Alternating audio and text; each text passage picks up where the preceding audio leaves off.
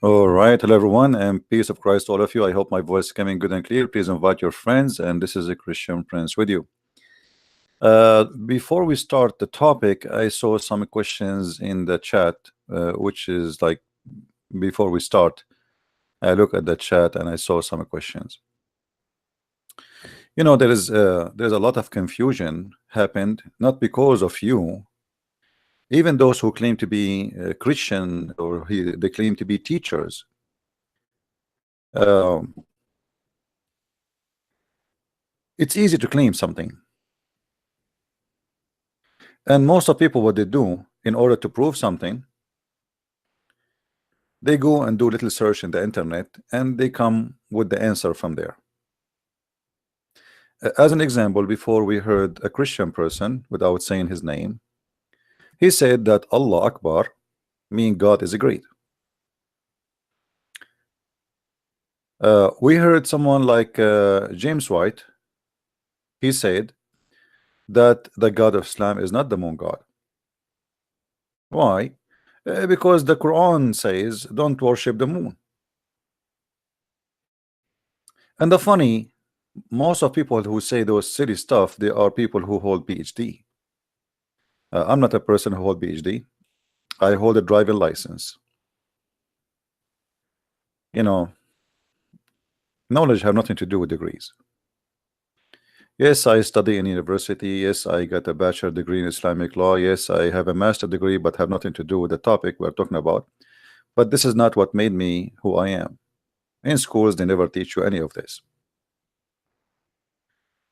So the question was how the word al is equal to God. Somebody is asking how the word al is equal to God, and this is why I spoke about those people who says that Allahu Akbar mean God is great, and the one who said that Islam God is not the moon God.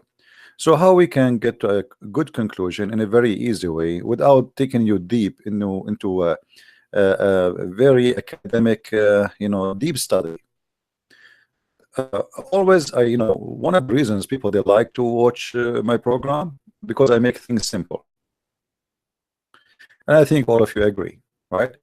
You do not need to be a person who have a PhD. Actually, I notice people who have a PhD always they are the last one to know. PhD is something to blind people with. We say I am a doctor, etc. But if we ask Shabir Ali who is Allah, he will spend 10 hours to tell us who is Allah. He will say he will talk about everything except the answer we want. But he have a PhD. So don't make people fool you with the certificate they have. Let us see how we can answer the question about who is Allah and how Al is a word in God. I will use the Quran as usual for the best benefit, because the Muslim they can't say we are lying. They can't say this book is corrupt. Can they? Didn't try. All right.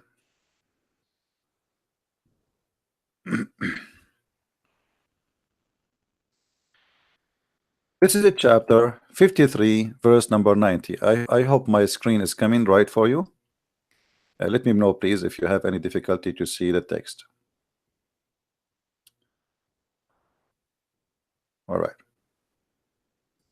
You see here in the English translation, you see the word lat. Do you see the word lat?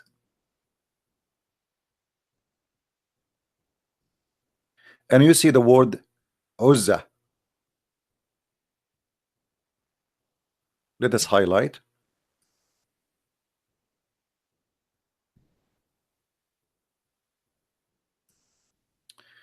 This is lat, and this is Uzza. Before both of them, you notice in the translation they put the,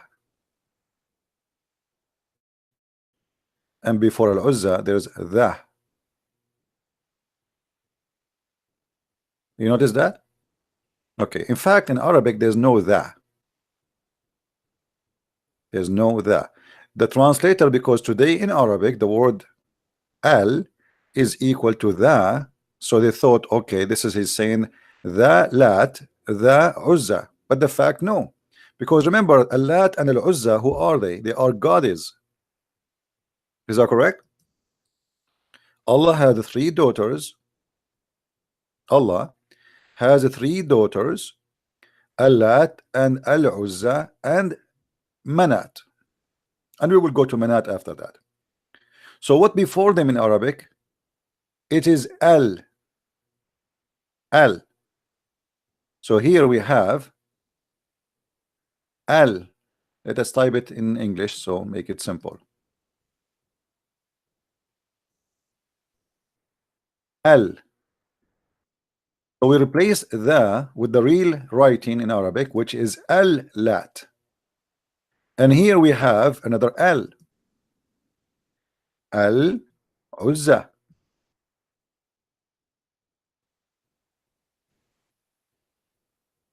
As we say, the word Al mean God. Correct? The word Al mean God. Now it makes sense, correct? Now it makes sense. Al-Lat, God is Al-Uzza. Al-Lat and Al-Uzza, both are goddess. This is why before them we have Al. Is it clear? And how simple we can make it more than this.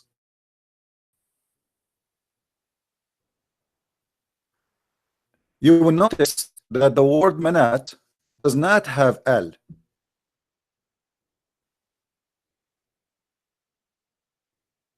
before it. But in fact it does, but it's not mentioned. Manat simply is the goddess of death. Is the goddess of death. And because it is the goddess of death, it come always by a terror, like it's like by itself. The Manat. In Arabic we say al-maniya, like the death, where death is struck, like struck you or struck you. So Manat is the goddess of death, and we have Al-Lat and we have Al-Uzza. But who are those? You see, some naive ones, they say to you that Allah is a word coming from the Aramaic Allah or Aleho, or we have Elohim. You see, all old languages is connected, and Aramaic is the mother of many languages, and Aramaic itself is born from other languages. So all these areas, they are connected in words. As an example, the word El is not necessarily for the God of the Hebrew. It was used by other goddesses, or let us say by other religions. It's a language word, have nothing to do who is God you are worshiping. It's like now in English, you say the word God, but each one of us coming from different country, from different nation, but we share this word. A Muslim, he used the word God, right?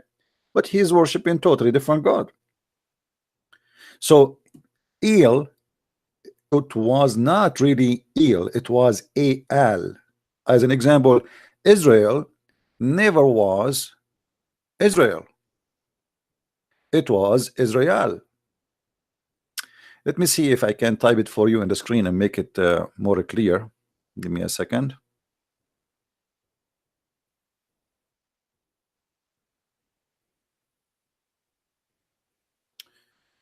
Okay. So Israel will be like this. The true Israel.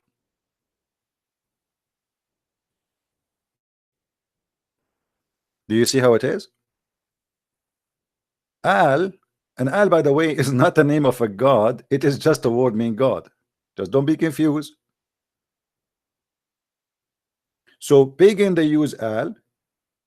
Christian, for sure, because the Christianity came when the Hebrew, let us say we as a Christians, the language we are using, the new Hebrew, not the ancient one, but the ancient Hebrew, they used the Al.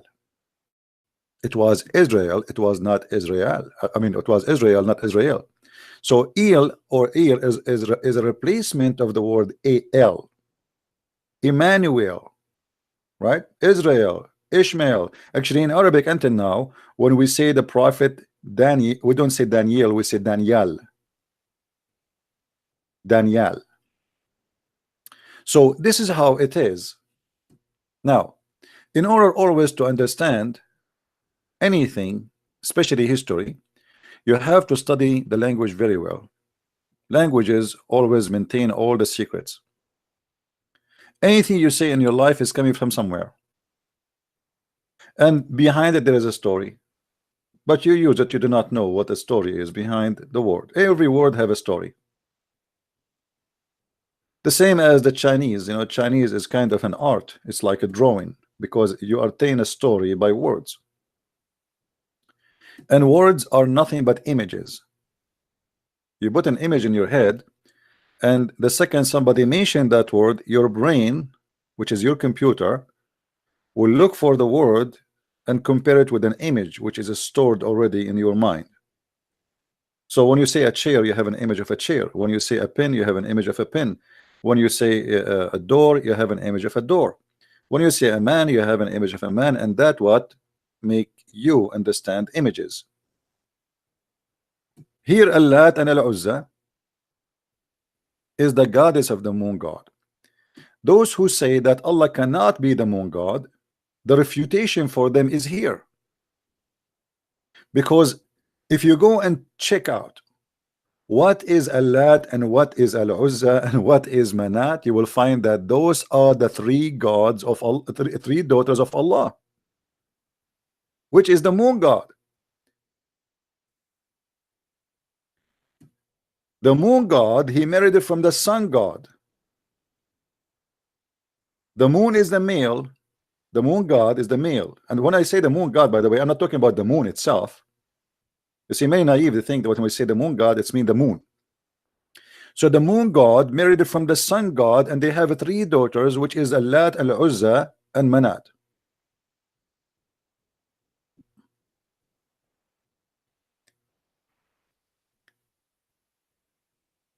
And this is will get Islam busted immediately.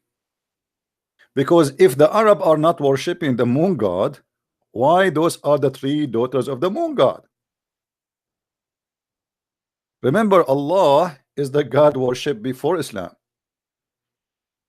And Muhammad is just doing nothing. He's just copying what was before him. And Muhammad, he carried everything from the pagan before him. The Kaaba, the black stone, the Manat, As-Safa, Al-Marwa, everything was before him. He copied.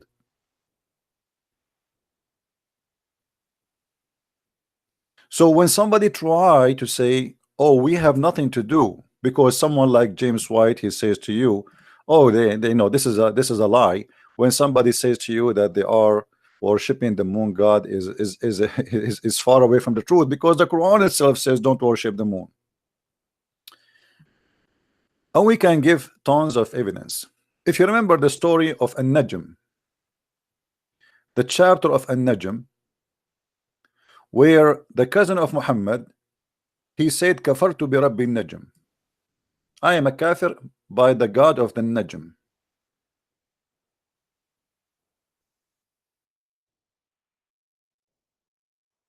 Let's get the verse.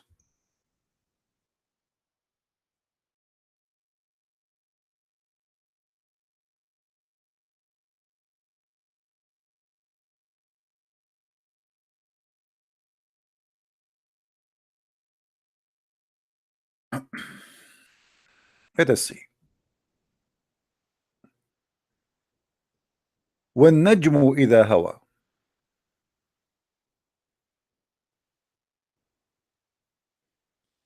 وَالنَّجْمُ إِذَا هَوَى. النَّجْم is a word mean the star.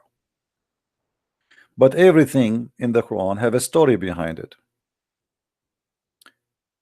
In the name of Allah, the most, this is something the Muslims, by the way, add long after the Quran is written. This is why you see here in the top, if you notice with me, to prove the corruption of the Quran, the Muslims themselves, they help us in proving the corruption.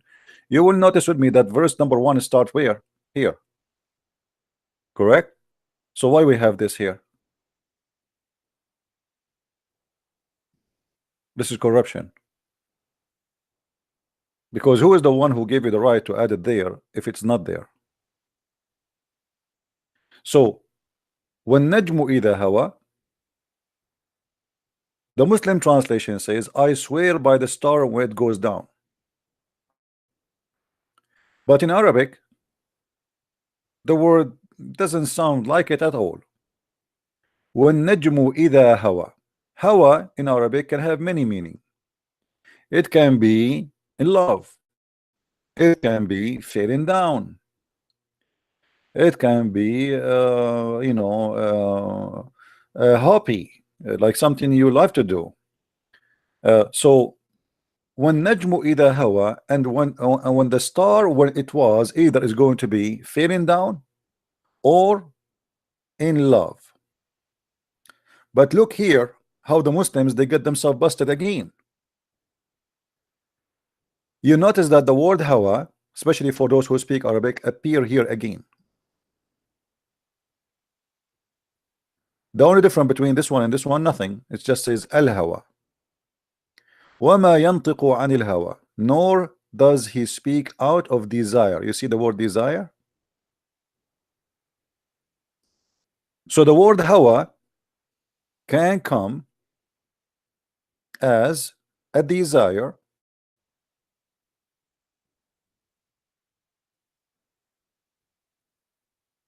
and that means it's possible here for this word to be a desire,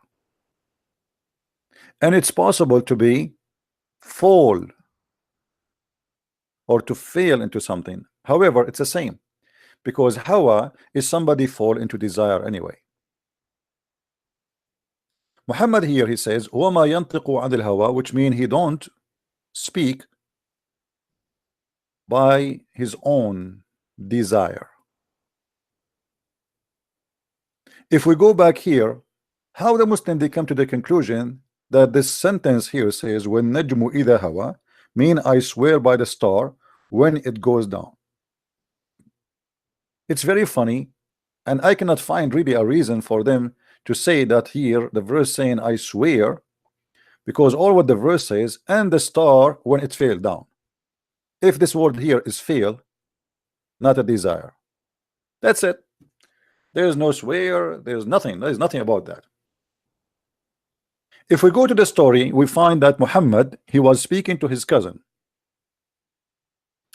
Let us find the story in Arabic.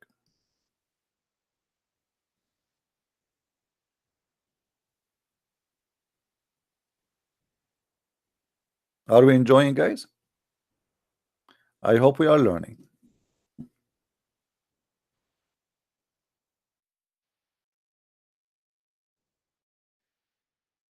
Always when we show Islamic reference. Welcome to our free school.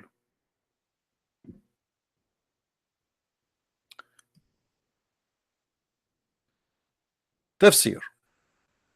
How the Muslims try to understand this madness. Right away the Muslims agree about not to agree what is the verses speaking about. Right away we say اختلف أهل التأويل في تأويل قوله والنجم إذا هوى. The mufassirin, the people who do give interpretation, they disagree. They agree about not to agree about what this verse mean. I mean, you see how funny the Muslims they say to us that the Quran was a miracle. How a book can be a miracle or called a miracle if this book could not explain itself? And then even the ones who they are doing interpretation, they could not explain it. That's mean this book is facing a big failure. Do you agree?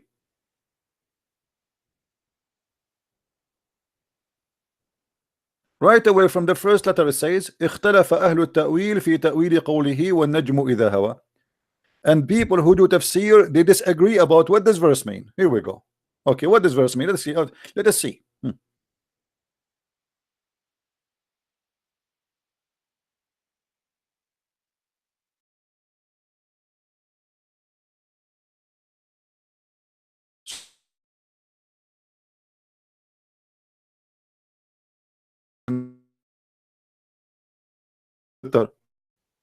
بدأت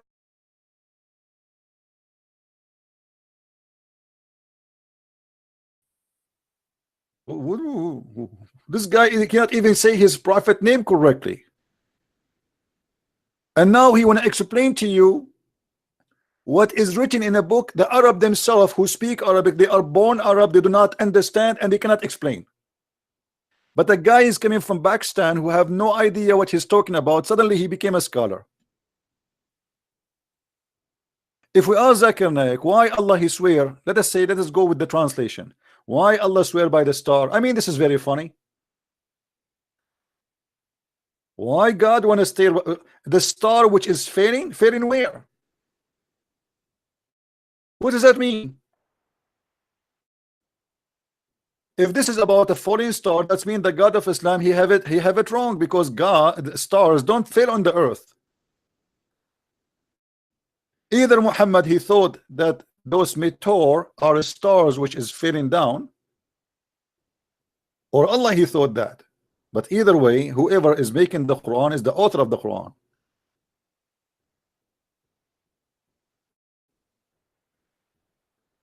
Is my voice coming clear, guys?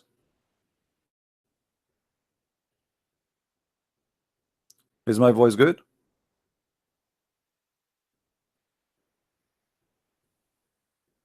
All right, let us go back here.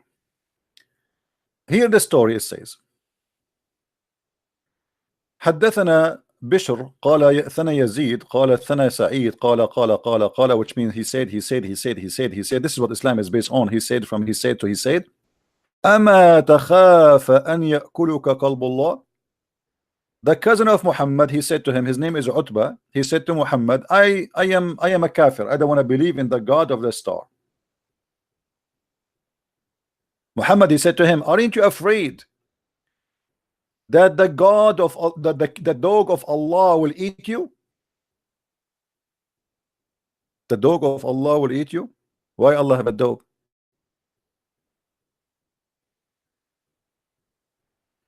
Why Allah has a dog? I thought dog is najis. Even Muhammad, he said that a house which has dogs, angels will not even enter it. If we go to the book of Tafsir in English, let us see that.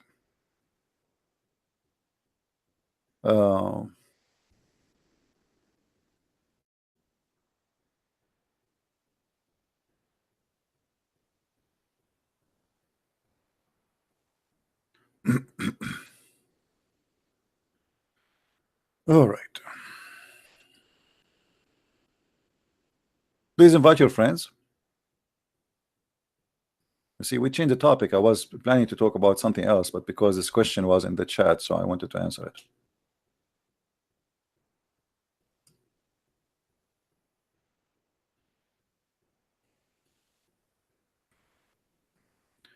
The Muslim did not translate the reason why this verse came down. Interesting.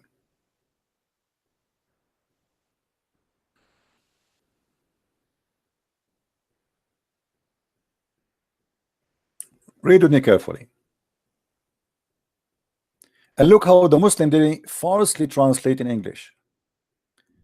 And from his narration and the authority of Ibn Abbas that he said regarding the interpretation of Allah saying, by the Najm when it saith, the Najm saith, by the Najm when it saith, he says, Allah swear by the Quran when Jibril takes it down to Muhammad.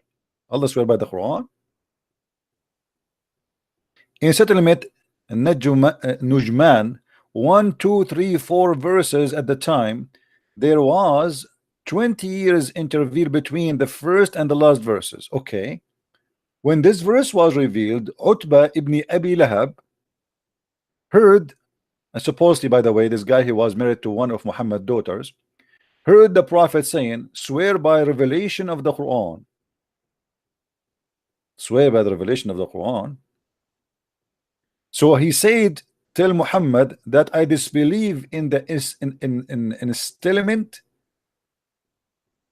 of the Quran. But he didn't say that. He said, I don't believe in the Lord of the Star. What Quran? When the Prophet BBBUH, he was informed, he prayed to Allah, set on him one of year wild beast, Later Allah set him a lion near Haran, and the guy he was eaten by the lion. Now look at this fiction story. This guy, he said, I don't want to believe in the Lord of the star, which is falling down supposedly. And Allah, he prayed to Allah to send a dog. You see here that in Arabic they say, in the English they said lion, but the fact in Arabic it says dog. And we can find this in many interpretations.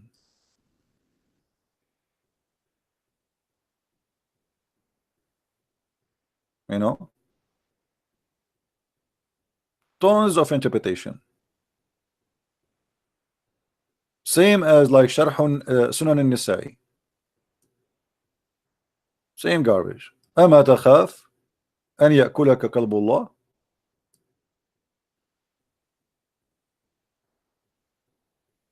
Aren't you afraid that dog of Allah will eat you?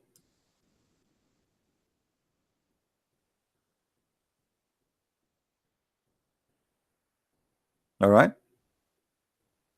So now we see here that Muhammad, he confirmed that he have a God. He is the God of the star, and you have to believe in that God. If we go to different verse in the Quran, we will find the following.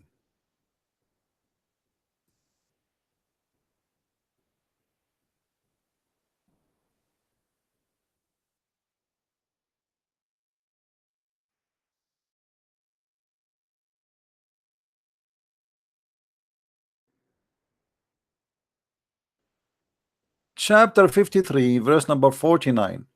وَإِنَّهُ هُوَ رَبُّ الشَّعْرَةِ. What is رَبُّ الشَّعْرَةِ? What does that mean?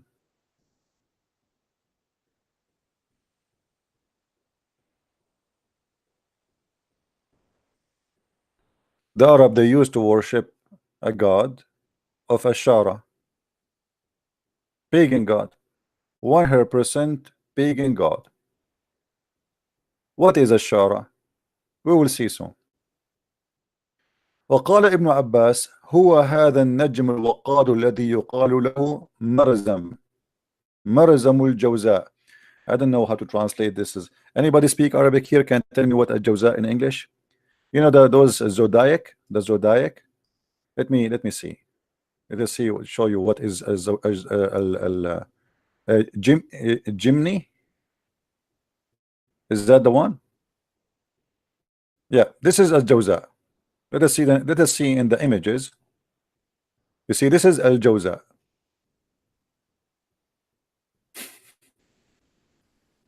Why Muhammad he chose that his God is the God of this?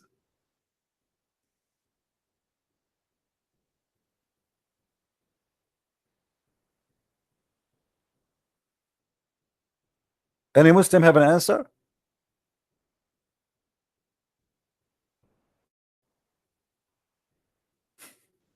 His God is the God of this?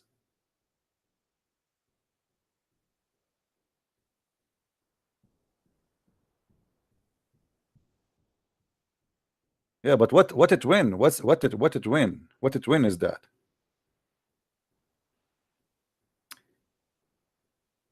Obviously, all of those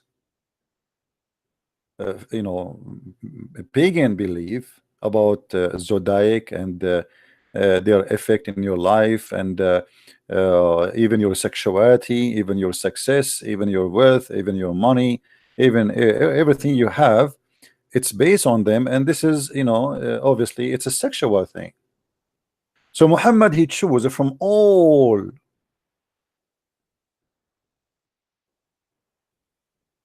the stars a star which is symbolic for this, and to say that he is the God of Ashara.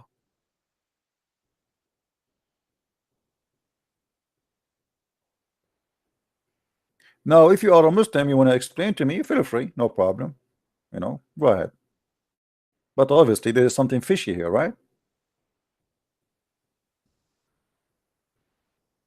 If we continue,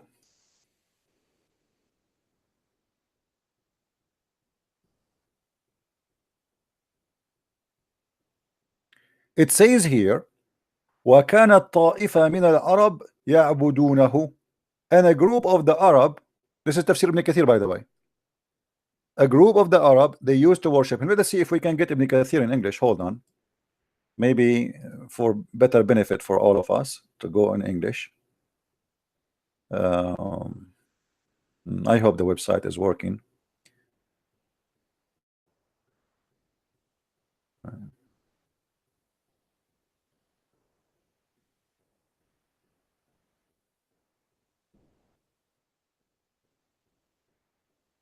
All right.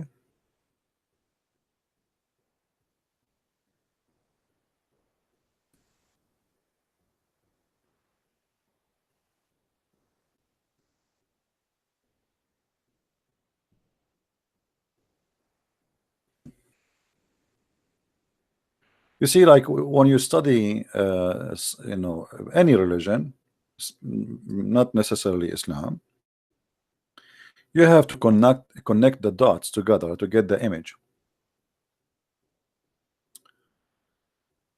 Here we go. And he is the Lord of Ash-Shara. Ibn Abbas, Mujahid, and Qatada, and etc. said that Ash-Shara is the brightest star named Mirzam al-Jawza Sirius. Do you see it? Which a group of the Arab used to worship. Hold on. Why Muhammad is saying that to the Arab who worship the god of that star? Muhammad is a hypocrite man. He meet with the Christian, he say, I believe in your God. He meet with the Jews, I believe in your God. He meet with the Sabian, I believe in your God. He meet with the Arab who worship Allah already. He says, your God is my God. Here we go. I say Allah. Those who believe in Akbar, I believe in Akbar. What do you want? Your God is Ash-Shara. Here we go. My God is Ash-Shara. You know, the same God. We have the same God. This is why you see the Muslims, they are desperately trying to make you believe that their God is your God. It's the same God. It's not a new God. They inherited that method from Muhammad, the hypocrite, who is trying to be a prophet, compromising his belief to anyone around. This is why he included the Sabian, and the Sabian, they are the ones who worship those stars. When Muhammad, he said in the Quran that the Sabian, they will go to heaven, based on what?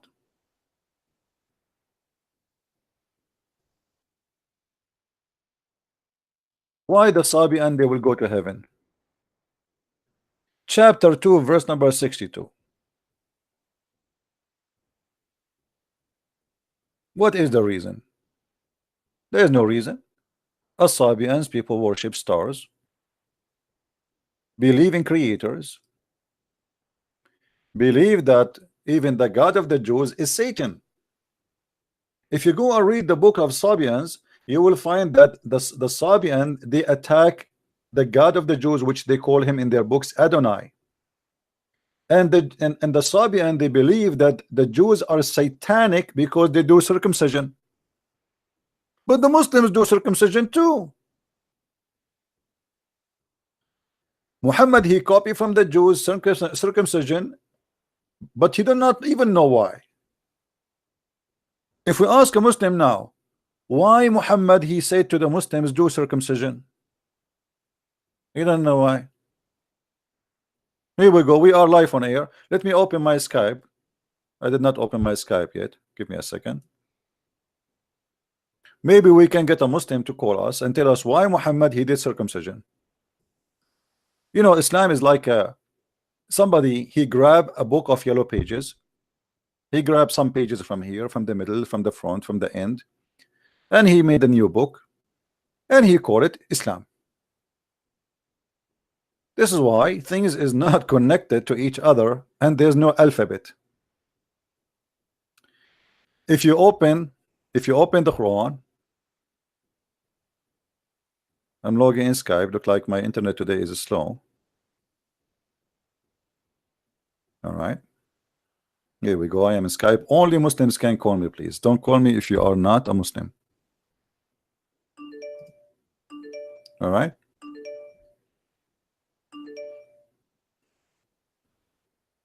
Don't call me unless you are a Muslim. Each time I open Skype, I found like at 300 p.m., 400, I don't know how many. And people think I can read them all. All right. You see, if you go to the book of the Jews, you will find that if you want to go and read how God created the earth and the heaven, etc., you go to the book of Genesis. Where I'm going to find how God created the earth and heaven in the Quran, it's all over. Where I'm going to find the story of Abraham in the Quran, it's all over. Where I can find the story of Moses, it's all over.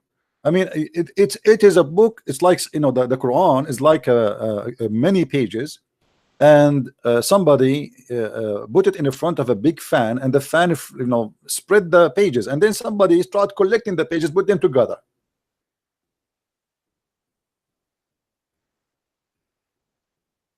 And then we get confusion. I mean, what does have to do?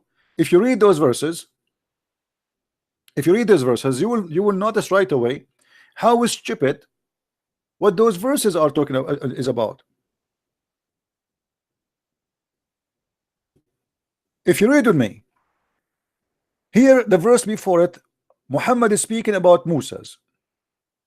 What Moses did, what Moses happened, blah blah blah blah blah blah, and then suddenly he says, surely those who believe and those who they are Jews and the Christians and the Sabians and whoever believe in Allah and the last day, he will go to heaven. What does have to do with the verse before it? What broke the Sabian, who they are the enemy of the Jews? What brought the Christians, who they are in disagreement between them and the Jews, to the middle of the story? Nothing. It's like you are watching a football game, and then a commercial break coming in the middle speaking about cheese. This cheese is the best, and forget about the rest.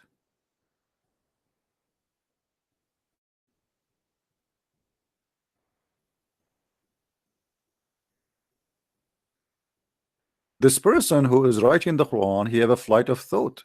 He cannot concentrate on a topic, and he have nothing to do with the topic itself. And then after that he says, and we took a promise from them. Look at, read with me. And when we took a promise from you and lifted the mountain over you. Lifted mountain over you? What does that mean? Take hold of the law, Torah. We have given to you with the etc etc, and then look what happened after that. Then you turned your back after that. So where if not for our grace, for the grace of Allah and his mercy on you, you would certainly have been among the losers. Like, hold on. I thought the Jews are already among the losers. What is that? What does that mean? And who is talking here? And if you read with me carefully, then right away the Quran jumped to a stupid story, and certainly you have known those among you who exceed the limit of the Sabbath. Okay, what happened to them? We turned them be apes and monkeys. Actually, it doesn't say even apes. It says kunu qirada khasi'in, be monkeys, bad monkeys, disgusting monkeys.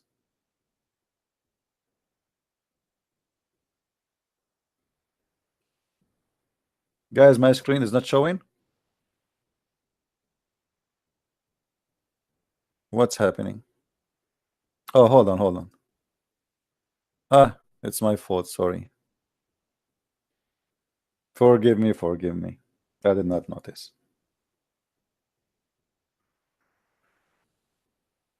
All right. So here you see the story, how funny and how stupid. You know, here actually the story about the Jews who broke the Sabbath, God, he made them pigs and monkeys, is additional proof that Muhammad is nothing but a liar. Because think about it. How many Jews right now in Israel not only breaking the Sabbath, But not only that, they have a festival of gay and lesbian in the Sabbath. You believe it?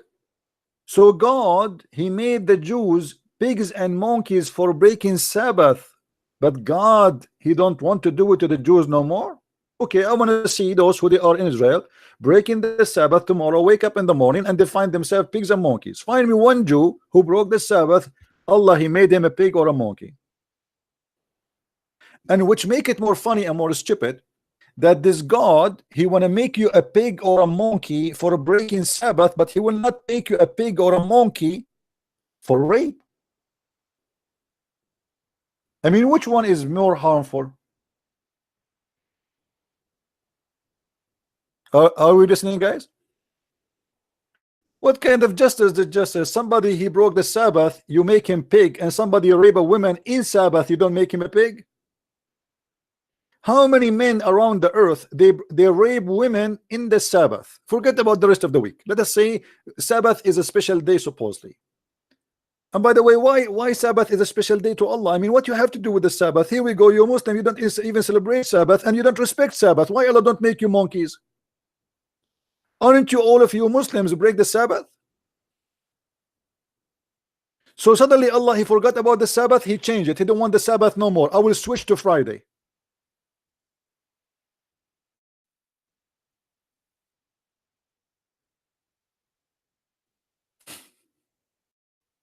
Stupidity.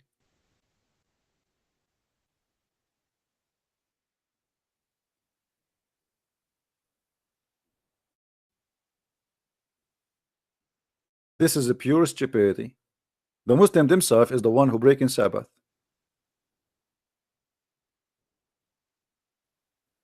Nobody is calling me. I say nothing. You know, if somebody call, you will hear him.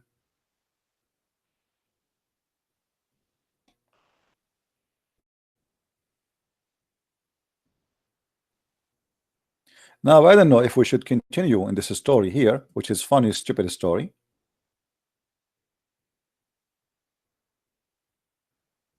And the Muslims, obviously, they are very confused with their cult. Now, Go Live Media wanna call me. What is your Skype, Go Live? Yeah, you know, this is the guy who was annoying. Keep, you know, right? Give me your Skype. Maybe you are blocked. I will, because I have a habit to block kids. What is your Skype name?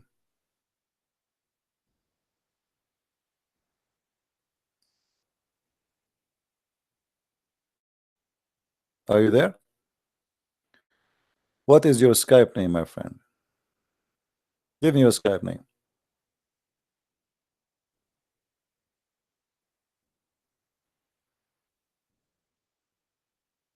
I'm waiting for you to tell me.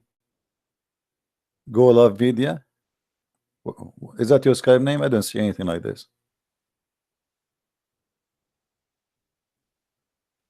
No, we give the Muslim a chance to call us. It's okay. You know, if you want to be annoying as like, you know, because what they do, you know, they keep calling, but they don't even say anything. You give them the microphone, they just shout and scream and, you know, scream, and they don't say anything.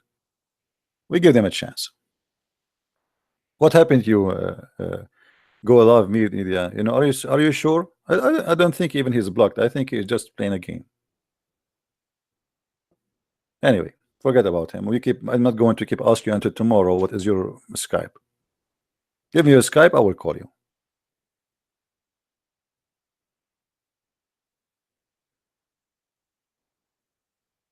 Now, as you see, everything in this religion is a collection of cults.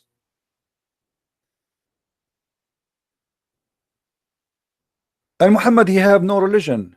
He don't belong to any religion. You know, when we ask the Muslims why Muhammad kissed the black stone, you remember this story. Once I went to a Muslim website, supposedly they help you to convert to Islam. So I chatted with them in text. I said, brother, I have a question. Why in Islam the Prophet he kissed the black stone? The guy, he said to me, because it's holy. I said, and why it's holy? He said, because the Prophet kissed it.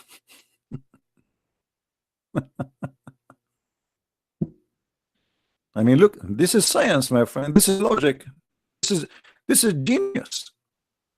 Why the prophet kiss the black stone? Because it's holy. And why it's holy? Because he kissed it. I mean, why we are not smart like the Muslims? Why you cannot see it?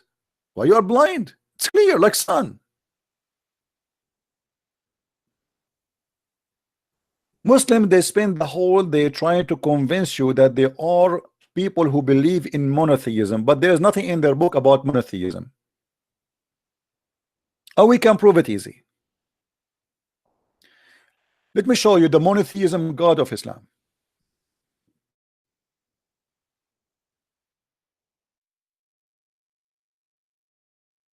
Look at this.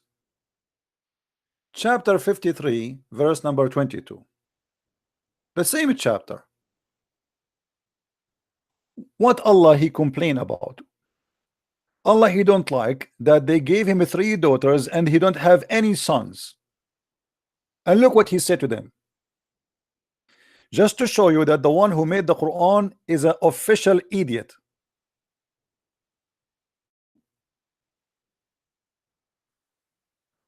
Look what he says. Have you then considered Al-Lat and Al-Uzza? Al-Lat and Al-Uzza and Manat, the third, the last. What? For you, the male, and for him, the females? Like, what the heck? This is indeed unfair division. This is God talking. This is God talking.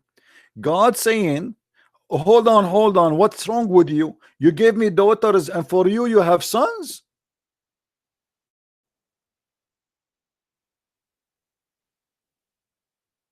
Hello? Go live media. What is your Skype? Give me your Skype. I will call you. Give me your Skype, man. What's your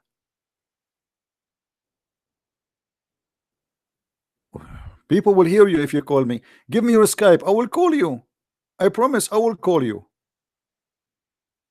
Aren't you the guy who gave him a shower and your YouTube is there? People are laughing at you. Go live media.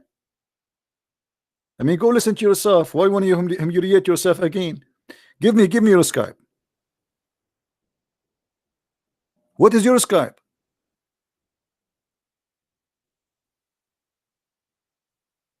Why you don't want to tell us your Skype?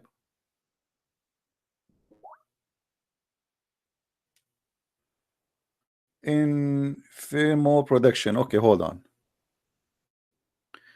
Somebody gave me a Skype. Let's see if we can find it.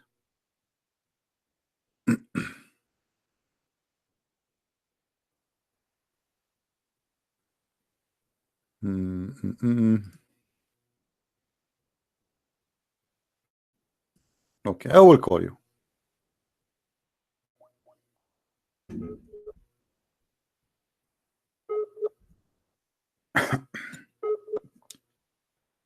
Are you online? Are you sure?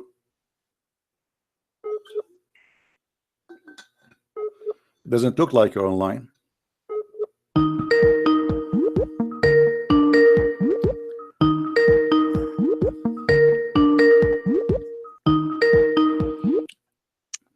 Mr. Prince. Hey, how are you, Mr. Go Live Media? What do you want to say to I'm us? good. I'm good. I was just watching your the verses you were quoting out of Surah Baqarah regarding the Jews and the Sabbath, and you said they were stupid verses. In what way were they stupid? Because your God saying and claiming that Allah he made the Jews pigs for breaking the Sabbath, correct? Yes. Okay, why? Why? Because they went against the law of Allah. What is the law of Allah? The law of Allah at the time was the Sabbath. At that time Because it was the Sabbath, so Allah he changed his mind later. He don't want the law of the Sabbath no more. The Judaism and Christianity were in fact religions from Allah until they were corrupted by men. Okay, let me ask you a question. How those people who Allah made them pigs and monkeys, what happened to them? How they broke the Sabbath? They put out the nets, the fishing nets, and they continued to catch the fish while they were ordered not to work on the Sabbath. Okay, but is it true that Allah, he stopped the fish from coming all the week, but he made the fish come in Saturday only? Well, it's like you're messing around with destiny and religion. At the end of the day, God gives us free will. This is not the question. I want the answer. I want the answer. Is it true that your God, he made those fishermen who live supposedly in an island in the sea, and they have no other way to live except they are fishermen? So he made them not to see the fish, but in Sabbath only the fish jump in the top of the water, come to the shore, and do belly dancing, say, I am a fish, but you cannot fish me. Today is Sabbath. Is that true? That's not funny. And what I also wanted to say is... Well, no, don't tell me don't funny or funny. Answer me. Is that true or not? Is that true or not? Is that true or I'm lying? From scholars who make mistakes... Is that true? What a scholar make mistake? Who is the one made the mistake? Who is the one who made mistake? Don't tell me. Is that true or false? You liar, you misrepresenter of Answer me. Is that true? Is that true or it's a lie? Okay, hold on. Okay, hold on. In the front of everybody, what if we show the story from the scholars of your choice? Who is the scholar who explained this verse for us, chapter 7, verse 163? Because you know Arabic. Don't tell me Arabic. I will show you in English. I will show you in English. What is scholar you like me to show you? Explain this story.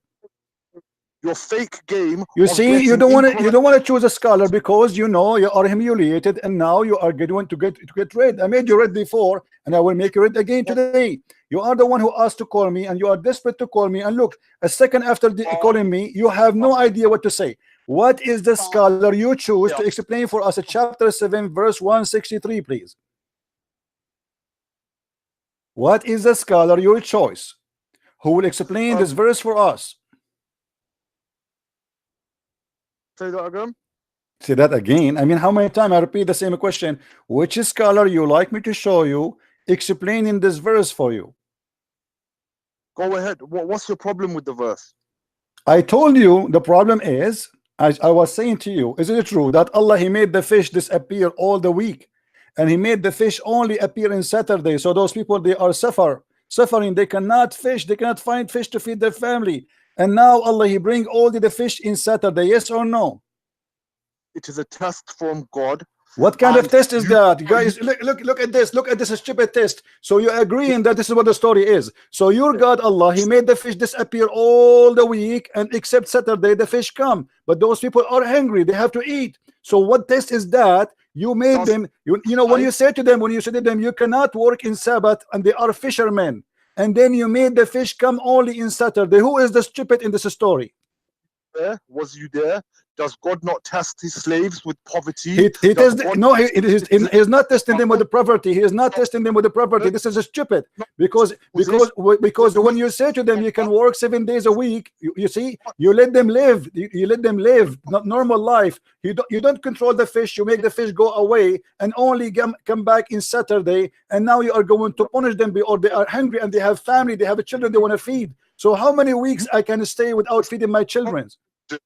Obvious from what you said, you don't even understand Christianity. Really? Really? Yes. So you are saying to me that Christianity teach us that God, he teach us not to go and do work in Saturday, but God, he forbid us from finding food all the week, and the food come only in Saturday.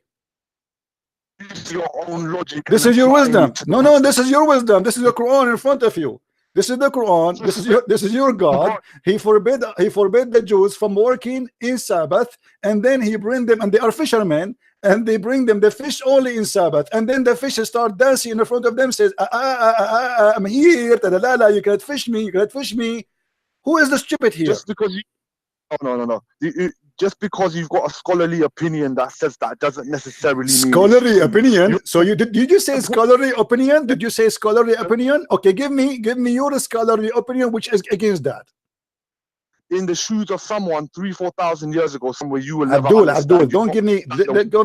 You see this? You see why I hang up on you? Because you're a kid. When you call me, you have to prove me wrong. So now you agree that all the scholars agree this is the story. This is what happened, correct? You just say the scholarly opinion says that, but this is not the. But let me get you busted. This is not the scholarly opinion, you idiot. Only the verse in the front of you confirm that. Do you see the verse? Read the verse for me. Are a liar. Read the verse. Well, you read the verse. My English is not good. My English is not good. You read it for me. Go ahead. Just because you know Arabic, you pretend. I am not asking you to read in Arabic. I'm asking you to read your Muslim translation. Read the verse for us in English, please. Last time when you said Satan got a penis in one leg and vagina in the one leg, you took an incorrect opinion from an incorrect scholar, and then you dance around and act like all Muslims think that. That was incorrect, by the way. Okay, but guys, listen to this. Incorrect opinion by incorrect scholar by incorrect Muslim, and he is the only correct one who do not know what he's talking about. Yeah, well, all right, how is there consensus on that opinion? Is there ijma? Well, then explain to me. Yes, this is what Muslims agree upon, and now you confirm to me how Allah He says that children. Hold on, you know what? I wanna get your opinion. How shaitan have children in Islam? Who is the wife of shaitan? Who is the wife of shaitan? You see, the scholars who made this opinion, they are stupid. You are the smart one. Explain to me how the Quran says that shaitan have children. Find me consensus on that opinion. What do you mean find me? Find me consensus on that opinion, what you said about Satan. And they are trying to explain why shaitan have children. You explain. Go ahead. Do your best. How shaitan have children? Who is the wife of shaitan? Who is the wife of shaitan? Allah, He kicked only one shaitan from heaven. Only one, not 10, not 20. So there's only one genie get out of heaven. So how the first genie, he got a wife? Where did he get his wife from? You don't understand the creation. Explain to me. No, don't tell me you don't understand. For sure I don't understand. You are the smart one. That's why I'm asking you, my friend. Explain to me the first shaitan who came out of heaven, how he got his children. Where he got them from? He went to Home Depot. Where did he get the children from? He was the first jinn. Who said shaitan was the only thank you very much. And he kicked him out of heaven. So he kicked only one shaitan. Okay, shaitan now in earth. Okay, where he found his girlfriend? God to me, or you're very stupid. Which one is it? Just get lost. Don't call me again. I gave you a chance. You see, I gave you a chance to talk to me. Oh, what you do, you call me names. Stupid. You give me fake scholar. Oh, sorry, no, incorrect scholar. So you agree this is what the scholar says. Incorrect scholars. Who are you? Who are you? You're just a kid. When I block them for a reason. I don't waste my time. Either you prove me wrong, show me reference, give me details, or just repeating yourself says you are giving us incorrect because you speak Arabic. Yes, I speak Arabic, and you are a donkey about that. Shame on you. You pray to Allah in Arabic, but you don't speak Arabic. Who is the stupid here? How you pray to God in a language you don't understand? Here the story in front of us, it's very stupid, because if this God, he's asking them to obey him, and then he made them suffer in hunger, and then he make the fish never come to them except in Saturday. That's mean he is a shaitan. He is just playing games with them. Those people, they want to obey him, but they have family to feed, they have children to feed. You see, obeying God is not about being mad, stupid. You say to me, "Oh, go work in the whole week. Saturday, give it to me." That's okay. We got that. But then what you do, you don't leave us alone. No, you play the game with us. We are fishermen, and you make the fish disappear all the week, and then you will punish us for fishing in Saturday. That is a proof that your God is the devil. And this is not only a scholar opinion, the verse itself is saying that clearly.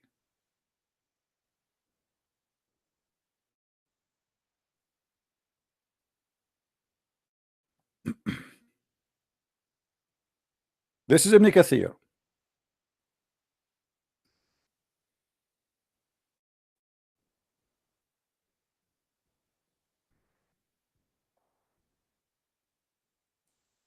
and this is your interpretation, and let everybody laugh at this stupid cult. Your God should go to a hospital because he's suffering from a great mental illness. Ask them. Ask them about the town who live by the sea. It's an island, a village. You know, they are fishermen.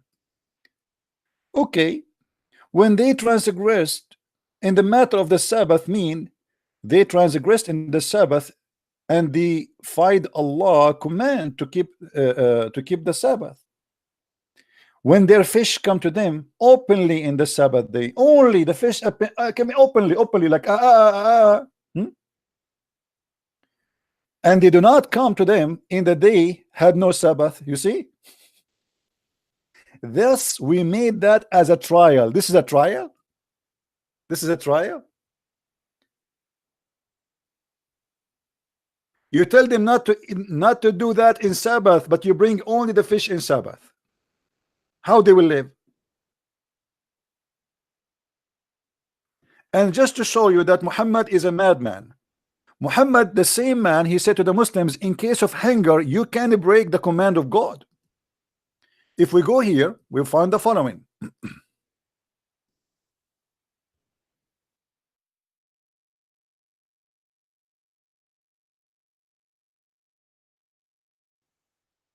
Chapter 5, verse number 3.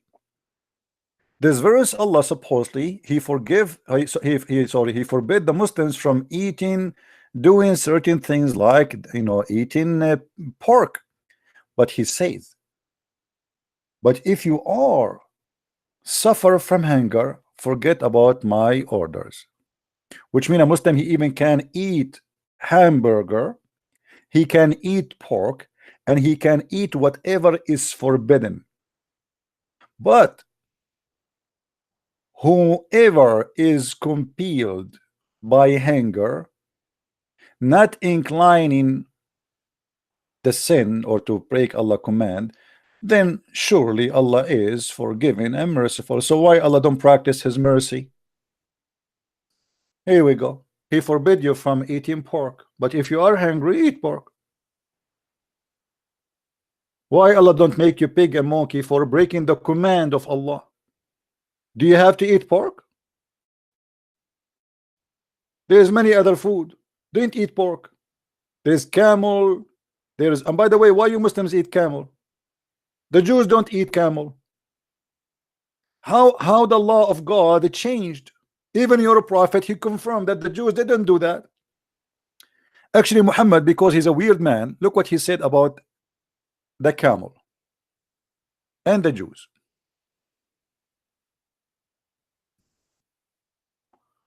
Go here.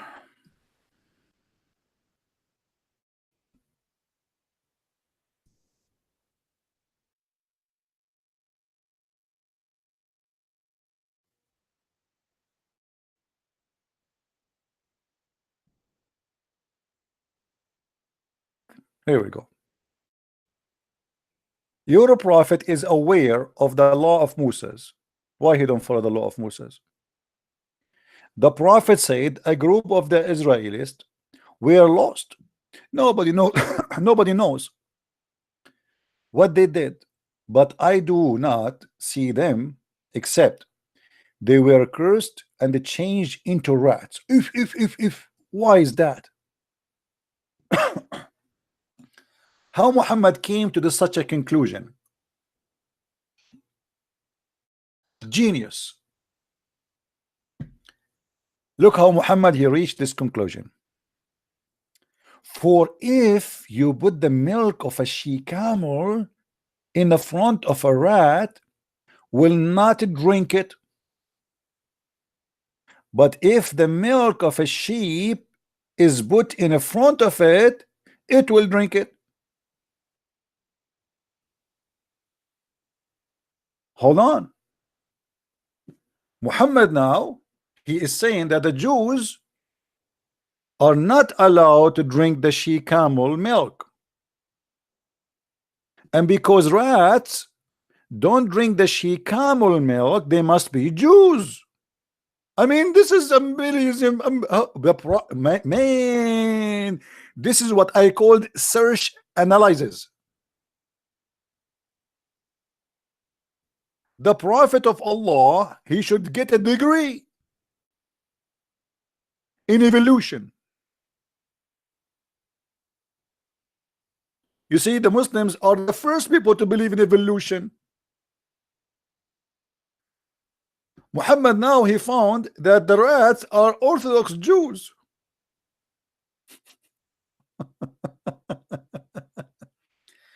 Let us call Zakir Naik and ask him about this topic, what he will say. Taradan, taradan, taradan, taradan. Assalamu alaikum. Christopher, I told you 1 billion times, leave me alone. Leave me alone. What do you want this time? Brother, the Prophet, he said that he saw a rat is not drinking the she camel, and because that he thought, or he come to the conclusion that this rat is a Jew. What is your comment on that? Okay, let me explain to you. In the religion of Islam, we have something it's called comparison, which means we compare between two things. For you, you're a Christian prince, you cannot compare between anything because you are blind. So the Prophet is the first to compare things. Very, very smart and very genius. So he was observing. He see a rat. The rat come to his house, and the rat don't drink the sea camel. But the rat, he will drink the sea camel like crazy, like yummy, yummy, yummy. And there is a reason for that. I threatened you to explain to me why the rat don't drink the sea camel. Unless he is following the law of Moses. Obviously, he's a Jew. He is a Jew. Okay, thank you, Dr. Zakir Naik, for this explanation. But now, what we learn from you that the law of Moses, we should not drink she camel. So why you Muslim drink she camel? This is a very good question. For the first time in your life, you ask a good question. The reason is that Allah told Moses, don't drink sea camel. Allah told the Muslims, drink sea camel. Okay, but why Allah he told the Jews don't drink she camel, and he told the Muslim drink she camel? Don't you find there is something crazy here? First of all, please be respectful. Allah he say whatever he with. Allah was crazy. He say whatever he with. But why it is forbidden to drink she camel for the Jews? And if you do break the law of Allah, he will make you a pig and a monkey. But you Muslims, you broke all the laws, and he never made you anything. Not a pig, not a monkey. First of all, this is not true. The Prophet, peace upon him, he said, if a Muslim, he left his head before the head of the Imam when he's praying, Allah will make his head the head of a donkey. And maybe you never heard of this before. Let me teach you.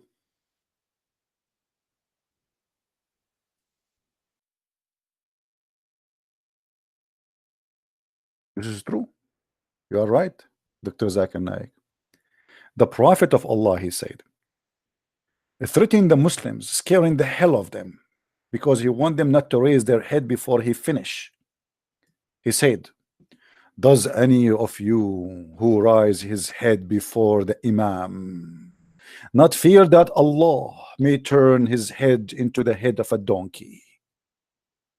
Ta-da-da, ta-da-da, ta-da-da. Ta-da-da-da-da-da-da-da. What is that, man?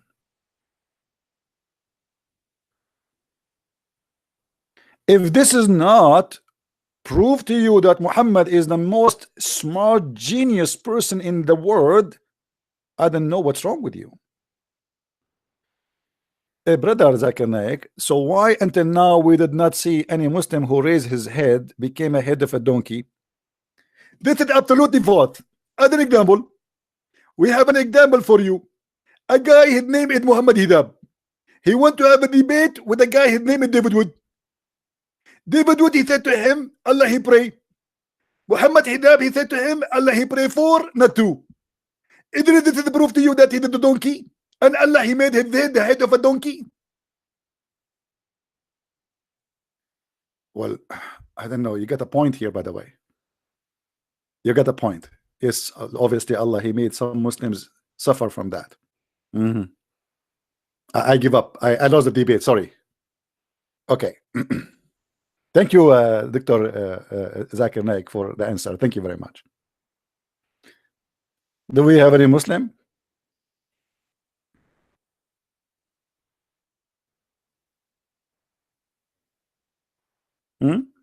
Allah He pray for, not to.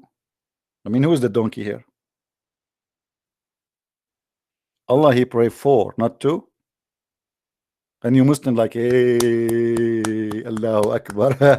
He destroyed David Wood. Hey. Now all the world remember from this debate one thing, that Allah He pray for, not to.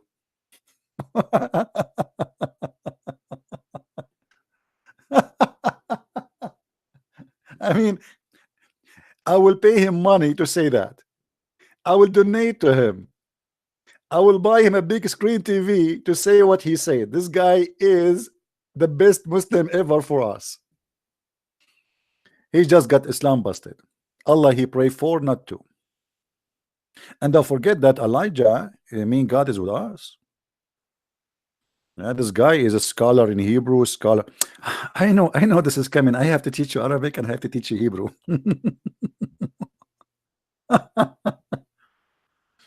Yeah, and less less than 5 hours after he finished the debate, he made a video with the Ali Dawah asking for donation. I want only 500 of you, only 500 to give us each one of you.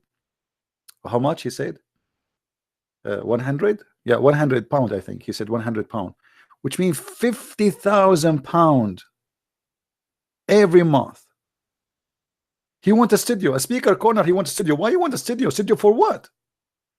You see, guys, if somebody do a TV show, like as an example, like Robert Spencer, he like, he do like, yeah, but okay, but you are a person who is a speaker corner.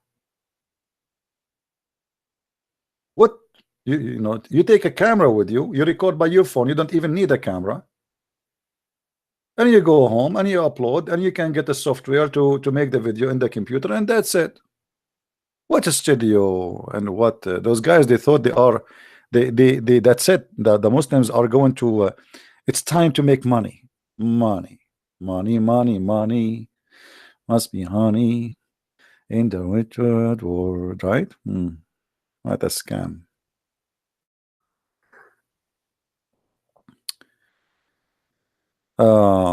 Tango, how are you, Master Tango?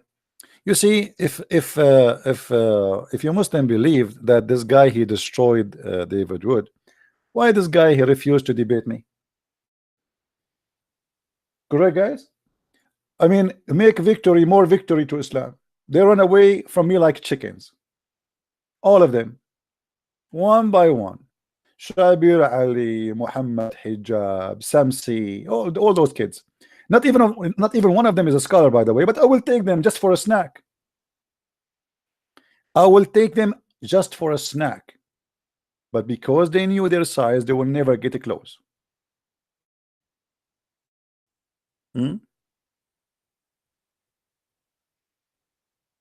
For what? Okay, you see, you can say whatever you want about David Wood. This is your business with him. He can answer you about that, and people, they can laugh. But why you don't want to destroy me? This is the good question. When Muhammad Hijab, he was leaving the debate, if we can call it a debate, a Muslim, he asked him, when you are going to debate Christian Prince? He said, yeah, I would debate him. Less than 8 hours after, he have an interview with Muslims, and they said, no, we will not debate the Christian Prince. Ask yourself why. I mean, what you will lose? One more to go. Let everybody laugh. My friend, you're a prophet, you're God, you're Jibreel, you're Aisha, you're Bukhari. All of you together, you cannot debate me. I have my Skype open every day for many hours, and look at you, what happened to you when you call me? You get humiliated, for you have no answer. I make your head the same as the head mentioned in this hadith.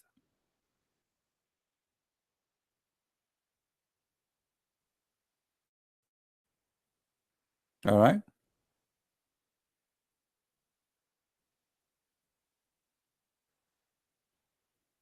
If there's any Muslim wanna give it a try, who wanna call me? Who is a Muslim wanna call me?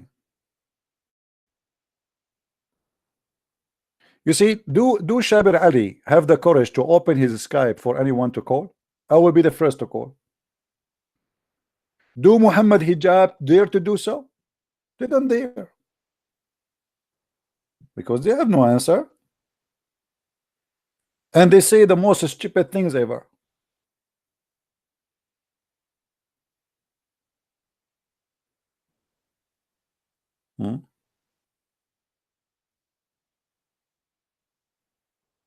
Any Muslim? Face to face. I'm glad that Muslim they say face to face, because sometime your prophet he used to do it ass to ass. Why your prophet, when the Christians they challenged him for a debate, he did not say let us do face to face? Let me show you what your prophet he did.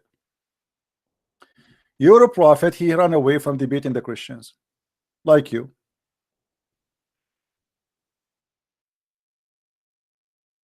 Read with me, Allah. Chapter 3, verse number 61. Muhammad he said that his God told him, if a Christian prince come to debate you and he challenge you, do cursing party. What is that? You take the microphone, you say, may Allah cut my nose if I am lying. Your turn, Christian prince. May Allah cut my toes if I'm lying. Your turn, Muhammad. May Allah make me look like a duck if I'm lying. Okay, your turn. This is a debate. This is your prophet. Do you see it? This is your prophet. Bring your women and our women. So to have a Muslim debate, a real Islamic debate, we gather our women and your women, our children and our children, and we start cursing party. You take the left, we take the right. I swear, if I'm lying, may God make me shish kebab. Your turn. I swear, if I am lying, may Allah make me zucchini. Your turn. I swear. Like, what the heck is the what kind of debate this debate is?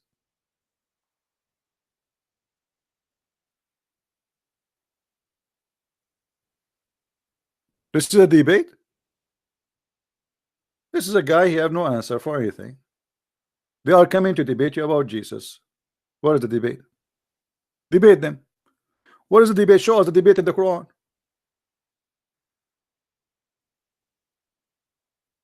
No debate. Do we have any Muslim would like to call us before we continue? Mayday, Mayday. Anyone? Hiding behind the screen. You see, Tango, I am done with you, my friend. I like to hide behind the screen. What's your problem? You stupid. Aren't you behind the screen too, you donkey? Get lost. Aren't you yourself behind the screen?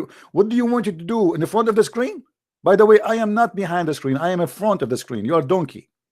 Go and learn some, like, how to put the sentence together.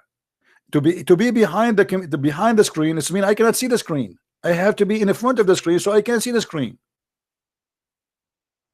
Same time, I have 800 people listening to me now. This is the best ever. I mean, why I want to go anywhere? If I go to speaker corner, how many people will listen? 5, 6, 7? Shouting, nobody understand what they are saying. People from around the world, they are with us and they see the evidence in a second in the screen. Perfect. This is how I do it, and this is how Muslims leave Islam. For me, is what is useful and what is good for me. It's not good for you, this is your business. I am the same as your God. Nobody saw him. I speak from behind the curtain. If you want to call your God a coward, feel free. Don't your God Allah he have a curtain? Have you ever heard of why he have a curtain? Actually, it's not a curtain, it's a hijab.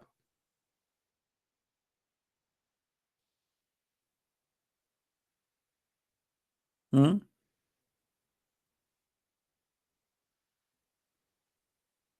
Your God himself is behind the curtain. Why your prophet never spoke to Allah?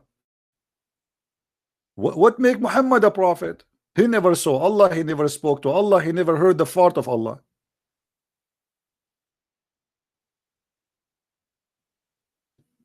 Yeah, and this is how we do it.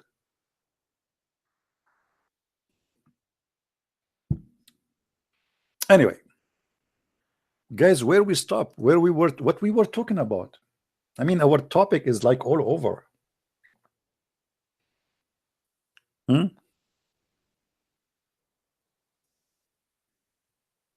Yeah, the God, he made the Jews pigs and monkeys, but he is the one who made them not to get their fish in the whole week, but he made the fish only appear in Saturday. I mean, look how funny, cartoonic story this story is. Even Tom and Jerry did not come with such a story.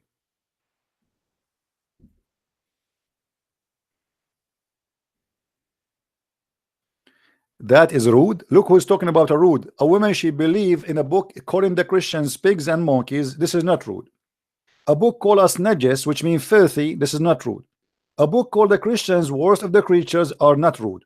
A book called the Christians 5 times a day. When you pray, you say, please Allah, don't make us the same as the Christians or the Jews. This is not rude.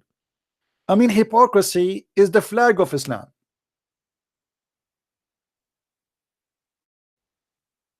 All the names you call non-Muslims is not rude. You have the right to call a Christian or a Jew a pig or a monkey or a donkey.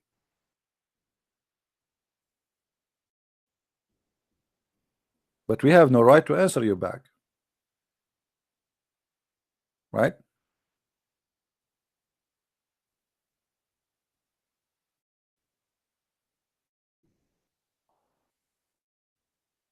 And you know, even the Muslims, you see, when you ask a Muslim any simple question about anything they have in the religion, you will see they are in disability, they know nothing.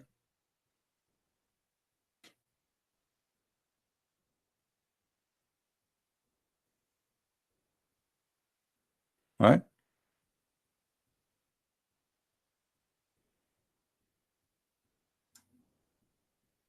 Any Abdul?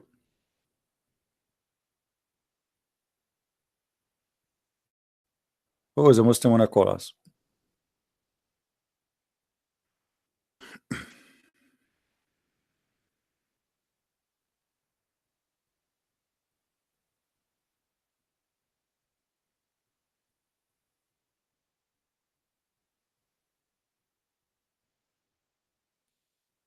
Anyone? Who is a Muslim would like to call me?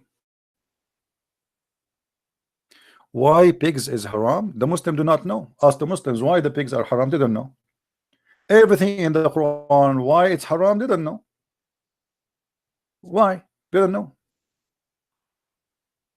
Muslims, they have all the answers for you as long the question is not serious. Like call a Muslim TV station, ask them, brother, is it okay to shave under my arm? Right away you will find 1,000 volunteers to answer you. As long it's a silly question, you are welcome.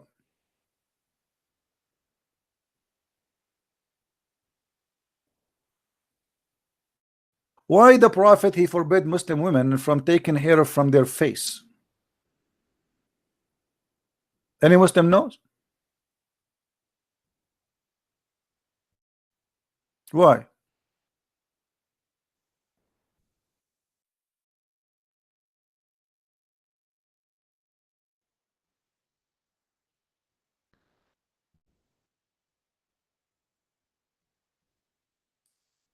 What is the reason? Woman, she have hair in her face. Why Allah wanna curse her? What do you want a woman to have a beard? That will make Allah happy. What is the business of Allah? What is the views? What is the news that reach me from you that you curse those women who tattooed and those women who they have themselves tattooed, the women who block their hair from their faces. Why? Why? What the problem if a woman she take hair from her faces? Why Allah is angry? Any Muslim? Do you really Muslims? I challenge any Muslim woman to say to me that she don't take hair from her face.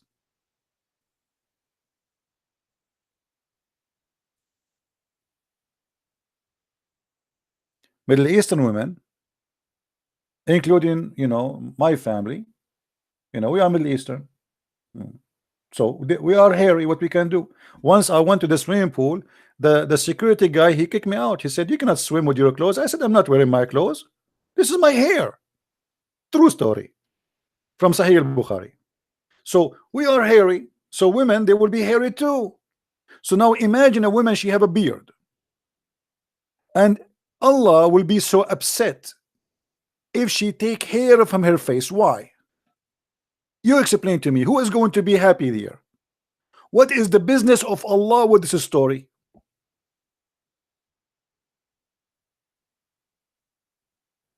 Yeah, actually, by the way, the first time I moved here in town, they post a picture in the newspaper that they saw the Bigfoot in the Walmart. The Bigfoot, he was there. We saw him. Unbelievable. True story. Sahih Bukhari again. Any Abdu want to explain to us?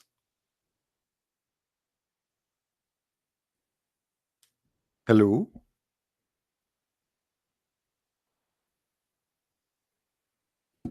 Madness.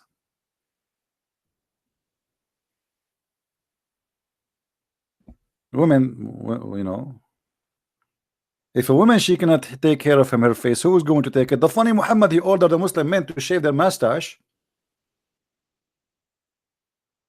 The logic behind this, supposedly, that if you try to change the way Allah he made you, Allah will curse you. Okay, so why you shave your mustache? Why Muhammad he ordered a Muslim to shave their mustache? If so the man he can shave his mustache, the woman she cannot shave her mustache.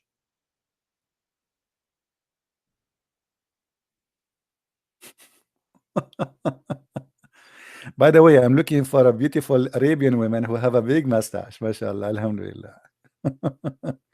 That's why I'm still single, because I cannot find a woman who have a big beard. Amazing, these days everybody taking the hair off. I want a really truly believer, truly believer.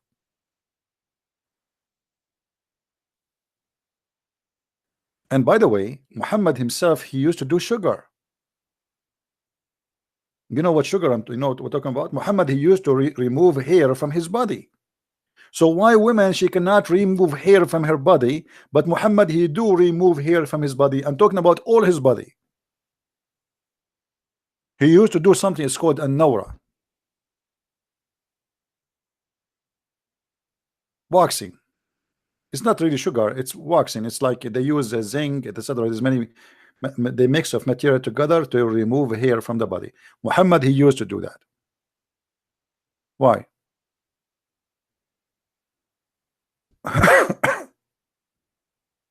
We will talk about the seven sleepers maybe tomorrow, because today we talk about many stories and we cover a lot of stupid things.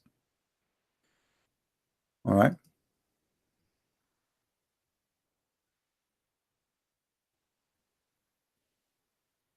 Do we have any Abdul? Who is a Muslim want to give us a call?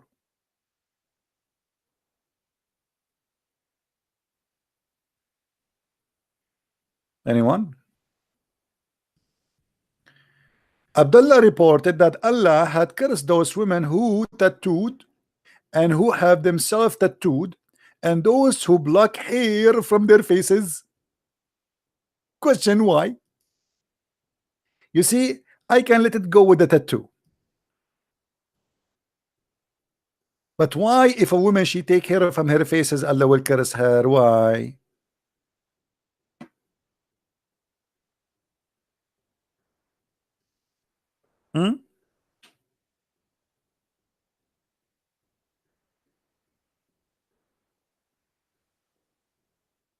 Am I assuming that every Muslim, his dream is to marry a woman she have a beard and she have a mustache?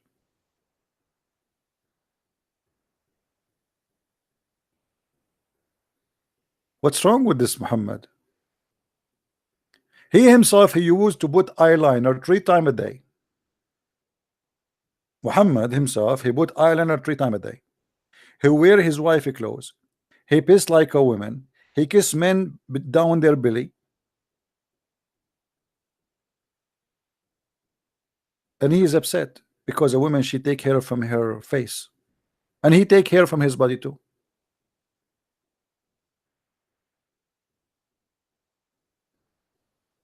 We have a lady, her name is Yasmin. Yasmin, if you like to call me, feel free. I will be nice to you, I promise you. All right? Call me. Call me, prove me wrong. Actually, if Yasmin call me, I promise you, I will not ask you a question. I will ask you from what you say to me, which means I will not give you a question you don't want. You tell me what to ask you. You call me, say to me, I want you to ask me this question. What do you say? What do you think? Call me and tell me this is the question I want you to ask me, and I will ask you.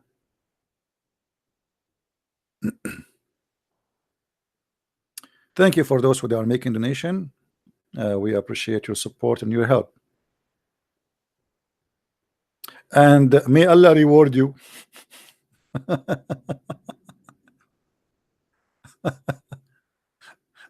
Oh boy. Do you know, guys, that Allah, he asked for a loan? Like, you see me always do podcasts, but I don't ask people to make donation, but people, you know, because they appreciate what we do, they make donation voluntarily, as you see, and I'm very thankful for them.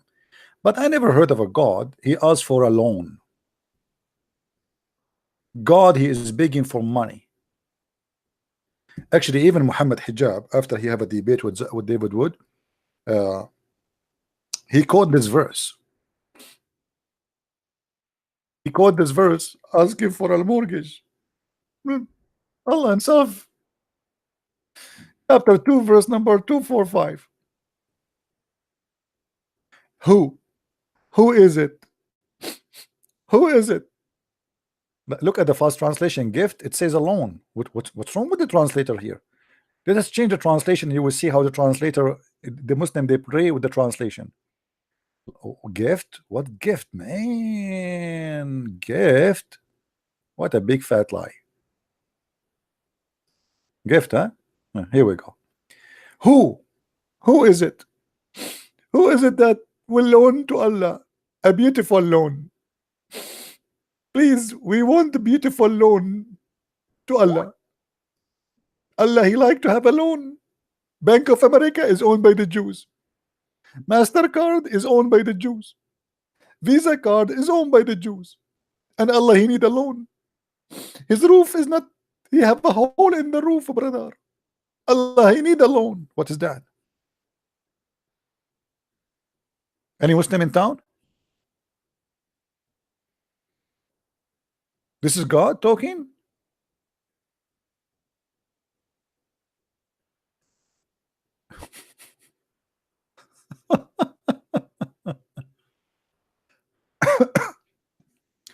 I mean, put yourself in the shoes of Allah. You live in Hawaii, it's very expensive, and all versions around, and those women, you know, he go every day to the casino, and those blondie are taking his money. I mean, how he, come on. Are we talking about God? What is this?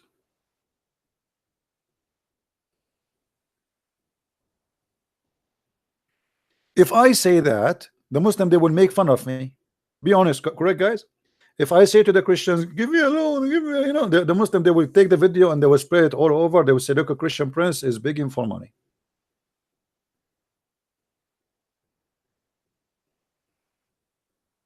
Muhammad obviously is fooling you.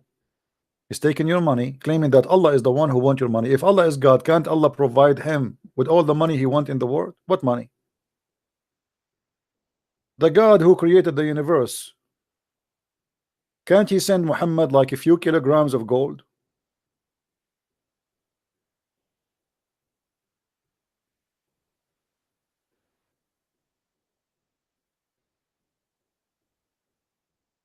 Debate face to face. Abu Taha, okay, I want to debate face to face. I want to debate face to face with Allah. Look at the coward. Allah is not showing his face. What I will do now?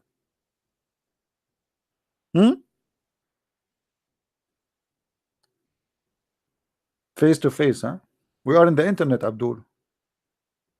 Like, do you see me next to you in the grocery store? What do you mean face to face? You see, they avoid answering my questions, and the only excuse they have, I want to debate you face to face.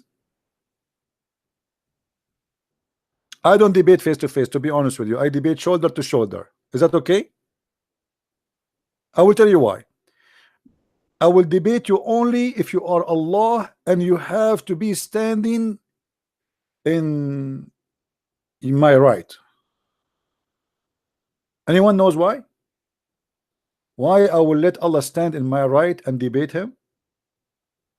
Because Allah, he have two hands and both of them in the right shoulder. So each time Allah he made a mistake, I give him a hit in his head, and he cannot hit me back because he have two hands in the right shoulder.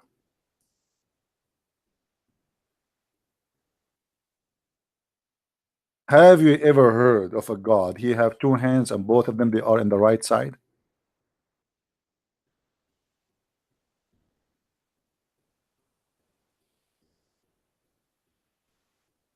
So this is what will happen literally. I'm going to draw myself now and Allah.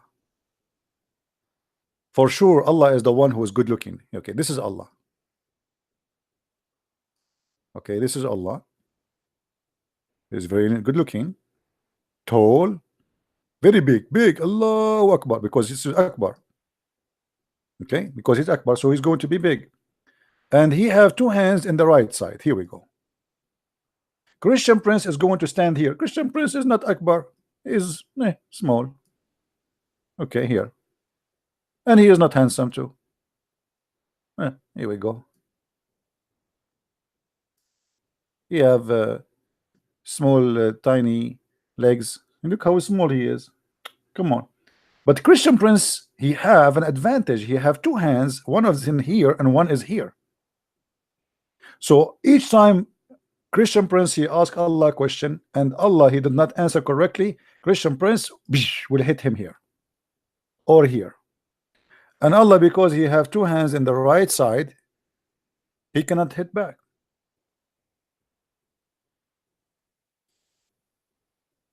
Any Muslim want to explain to us why your God have two hands and both of them in the right side?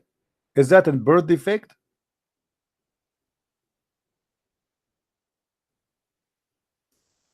Is that a birth defect? And how we can fix this problem?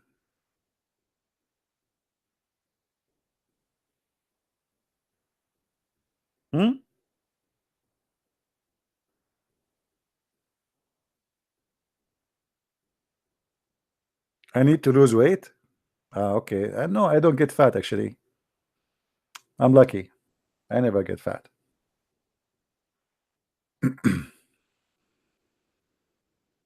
Any Muslim wanna call us, say something?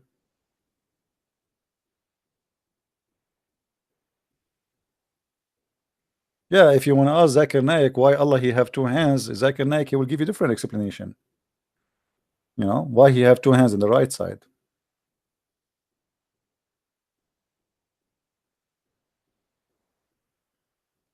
You know, by the way, if Allah have two hands in the right side, what he have in the left side, and why? Okay, what about his foot? Do he have a foot in the left side, or both of them they are right? So based on this, if Allah he go to do shopping to buy shoes, he will look for shoes, both of them they are right. He will look for gloves for his hand, both of them they are right.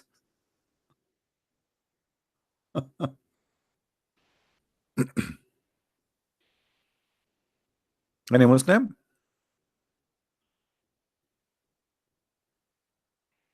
What about his eyes? Are they both right too? Ears.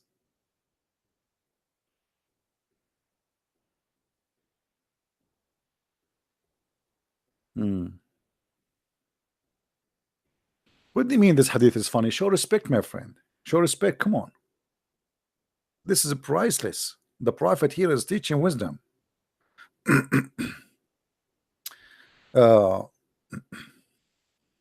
Look at this story here. Let me show you this story. Who wants some education? You guys, do you want a bedtime story before you sleep? Do you want a bedtime story?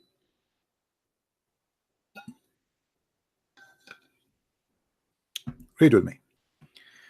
When Allah created Adam, he breathed his soul into him, and then when he sneezed, who? Adam. Achoo. Okay. He said, all praise be to Allah, which means in Arabic, Alhamdulillah. So he praised Allah by his permission. Then his Lord, which means Allah, said to him, may Allah have mercy upon you, Adam. Look at this nice conversation. Like the guy, Allah, he's creating Adam, and Adam, he sneezes. Yeah, flu. The first thing we have in earth is a flu, confirmed by the science of the Prophet. And then Allah, he said to him, may Allah have mercy on you. Okay, hold on. Aren't you Allah? I mean, why Allah, he says, may Allah have mercy on you? What do you mean may? If the one is talking is Allah himself, what do you mean may Allah?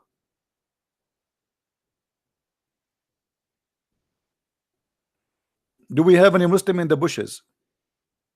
If I am God and I am the one who is talking, why I say may Allah? May, what may mean? God, he say may? Maybe? He's not sure. He's not sure he will have mercy. He mean, should I give him mercy? Not to give him mercy? Maybe I should not give him mercy. Maybe. Okay, I will leave that decision for later. So I have to say may for now because I'm not sure. So may Allah have mercy upon you, Adam. And then he said to him, go to those angels, to that gathering of them sitting. Look at the angels.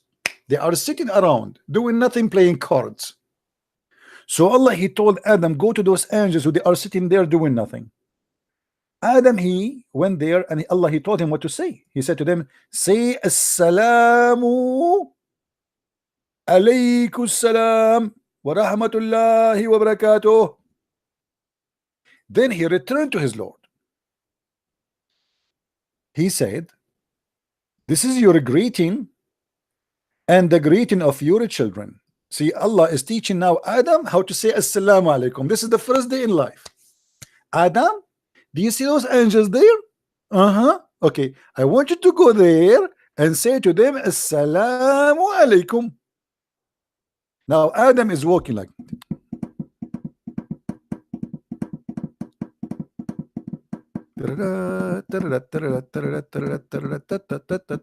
Adam, he arrived there. He is breathing heavily. Okay. Assalamu alaikum. The angels is saying to him, wa alaykum assalam. Angels, they respond to Adam. And now Adam, he went back to Allah.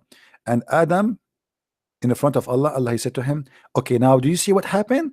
From now on, you and your children, you say this. Assalamu alaikum. Adam, he said, yes, sir. Okay, sir. Sure, sir. Okay. This is the first school. And then the story continues. Guys, are you sitting in the floor? People, are you sitting in the floor? Please sit down. Please sit down. If you have a heart, if you have a heart problem, don't sue me if you die laughing. Okay, and that's my fault. Then Allah said to him, while his two hands were closed, choose which of them you wish. If things is getting really serious. Allah have two hands and they are closed.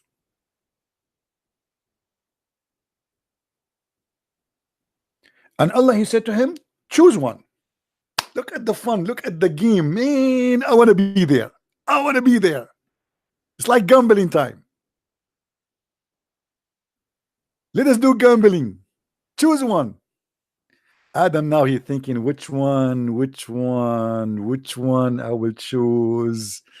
What he have? And look, he said, I choose the right, my Lord, and both of the hands of my Lord are right.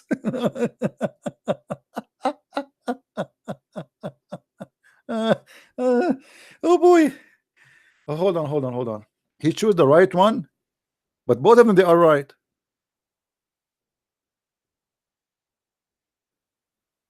And just to show you how it's stupid to say that both hands are right. Guys, did you notice with me that this is stupid to say? Let me explain to you. You know, usually people don't really go deep behind the words, because if the hands of Allah, both of them, they are right, which is impossible, because always there is one of them is going to be left to the other one. Correct? Let us say we have a building.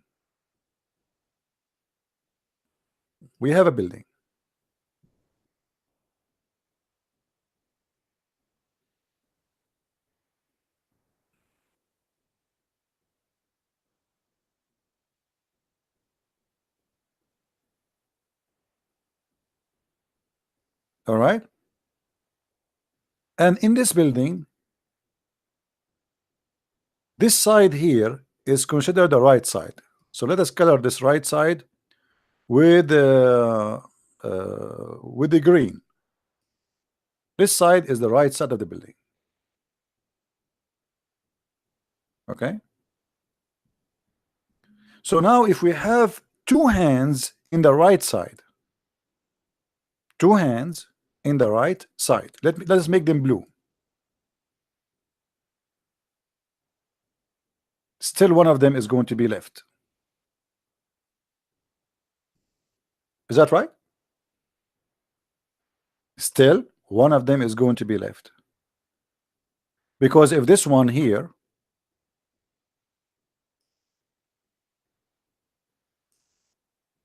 if this one present the right hand, this one will be the left hand. So do you see how stupid the idea to say that Allah he have two hands and both of them they are right? It's impossible.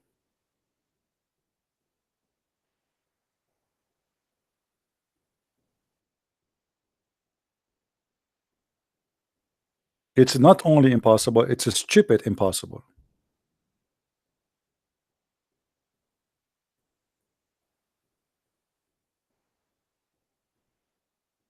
Even Christian Prince don't have that. Imagine.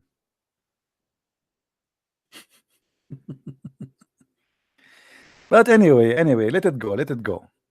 The Quranic science, what you can do about it? I mean, everything. As long Allah he said, Muhammad said, who dare to question? That's it. God is talking. Muhammad, the God, is talking himself, and Allah, you have to listen. Muhammad, he said that. Everybody have to listen. Let us continue in the story of Adam. So Allah he posted his two right hand in the front of Adam, and he told him choose one. Okay, choose which one you wish. That's very tough, by the way, that you are now asked by God to choose which hand. And both of the hands of Allah are right. He chose the right one, but both of them they are right. So now what we will do? Then he extended it. How he extended it of both of them they are right? He should extend them both. And there was Adam and his offspring. If Allah opened his hand, the right hand, and he found Adam and his offspring inside it. I thought Adam in the front of him. So he said, what are these? Oh my Allah. Allah said, these are your offspring. Each one of them had his age written between his eyes. Yeah, guys, take selfie, take selfie, take selfie. Let me teach you how to see the age of you. We have a Muslim is calling. Hello. Assalamu alaikum, CP. Wa alaikum assalam. CP, I just wanted to ask you a couple of questions. I thought you want to give me answers. No, I actually don't want to give you an answer. Okay, my friend, go ahead. So I would say, based on what I've seen from your videos, you have proven that Islam is false. I'm not gonna deny that. You've proven that Islam is false. Yes. I guess my question was. So do you agree with me? Do you agree Islam is false?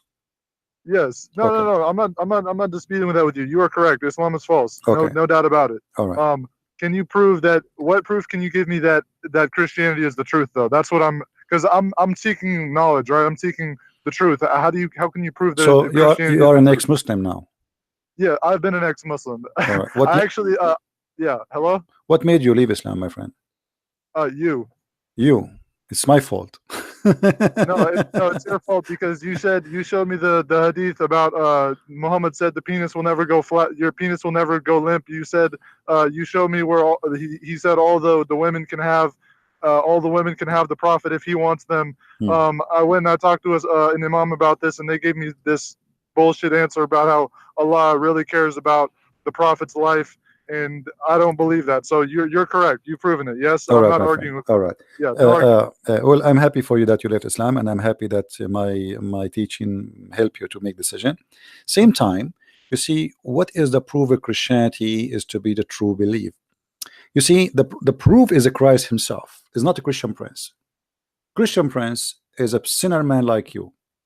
He's not perfect, and he will never be able to give you the perfect answer you are looking for. The only one who can give you the perfect answer is God himself. Look what Jesus said. I will give you the answer from my Lord, not from me. I'm not the one who's talking. The Messiah, he said, from their fruits you shall know them. Small, tiny sentence, 3 words, 4 words. From their fruits you shall know them. What does that mean exactly? People, they can give you speeches about their religion, about their belief, about how amazing their God, but we have our Lord who is giving us a very clear scale. People, they talk is cheap. People, they say things. People, they claim things, but the only way to prove who they are is their fruits. So in order to understand if Christianity is the true belief or not, let us see the fruit of Jesus, not the fruit of the Christians. Because as I said, me myself, I might be a thief, a killer, a drug dealer, an adulteress, whatever, you name it. I might be. I cannot present Christ to you. Christ himself is the only one who can present himself. So from their fruits you shall know them. I want you to take this sentence and study it, and study Christ with it. See his fruits. See what he did. See what he said, and if it's matched. As an example, I'm sure you heard the Christian saying to you that Jesus says, love your enemy, correct? Yes, that's in the Gospel of Matthew. All right. Which is, this is like, to be honest with you, it's hard to believe. I mean, what do you mean love your enemy? This is really hard to do. Almost impossible. So when Jesus said to me, love your enemy, did Jesus practice that? Yes. All right. Jesus, when he was on the cross, what he did? He said they don't know what they're doing. Forgive them. Forgive them, Father. They don't know what they are doing. So, and Jesus taught us what it's meant to be a liar. The liar is the one who says something and he do something else. The liar is someone who claims something but he do the opposite. Jesus, everything he said, it was consistent with what he said. Everything he did, even in the cross, the ones who they are killing him, he is worried about them and seeking their salvation. Here we notice that this is different style and different belief and different God. Not like the same as Muhammad, a God who says, fight them, kill them, Allah punish them by your hands, revenge, cut their fingertips, cut their necks, blah, blah, blah, torture. Here you will see that there's a different spirit of love. In the same time, Jesus, he taught us that the one who denied the Father and the Son, he is an Antichrist.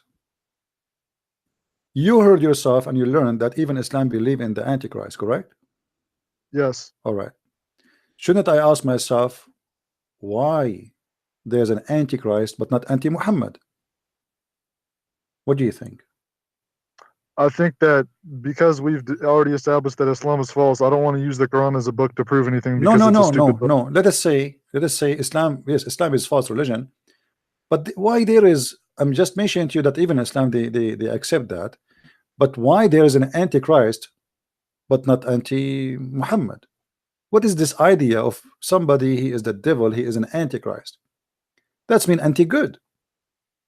Yeah. When you say Antichrist, you are talking about what is good in this earth and in heaven. Why Satan he choose to be Antichrist, not anti-Christian, Prince, not anti-you, not anti-Trump, or there's big kings, big names, you know, they control the earth. Why he is Antichrist? Simply, he is anti the good God.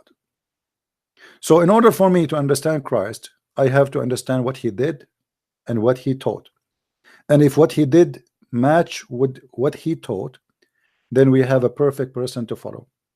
Some people, they say, it's hard for me to believe that Jesus is God.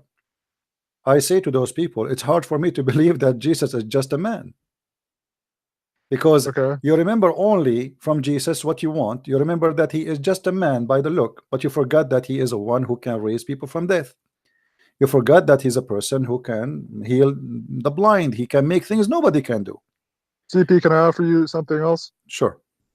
So I've read the New Testament, and so I guess one concern that I have is that because you have 4 gospel writers, and they have different details sometimes of the same events. Like, for example, when what's a good one? Oh, so like in the Great Commission in Matthew 28 verse 19, when Jesus says, "Go therefore into the world, make disciples of all nations, baptizing them in the name of the Father, the Son, and the Holy Spirit." Yes, he says that in Matthew, but then if you look at the same statement in one of the other Gospels, it'll say, "Go therefore into the world," and it doesn't say like because if you believe the 28:19 in Matthew, you have to say that the Trinity is in the Bible, and that's proof. But the thing is, if you look at the one that's in Luke or in Mark, then the statement doesn't say that. So how do we know which one is the one that Jesus said? Maybe Jesus did do all those things. Maybe he did raise the dead. But if the people that were writing it down don't even have a consistent, they have generally the same message. But in terms of the statement, when he says Father, the Son, the Holy Spirit, then you can't deny the Trinity and you can't deny what Jesus did. But if the statements are different, then you have to ask the question, right? You see, those are not different statements, my friend. This is why we have 4 writers, not one. Otherwise, if each of them is going to say exactly word by word what the other one he said, then we do not need the second writer and the third writer and the fourth writer. Everyone he speak of his let us say how God he inspire him to explain things. It's not word by word. Do you think that everything Jesus said is written there? Probably not. For sure not, because you know, like a person who live in this earth, and I am here talking to you for the last 4 hours. I can make a book in 4 hours. If you put my words into a book, they will make a book. Do you agree? I don't know how many words I spoke until now, maybe 8,000. You know what I mean? So it you know what the Bibles are presenting to us, what is important.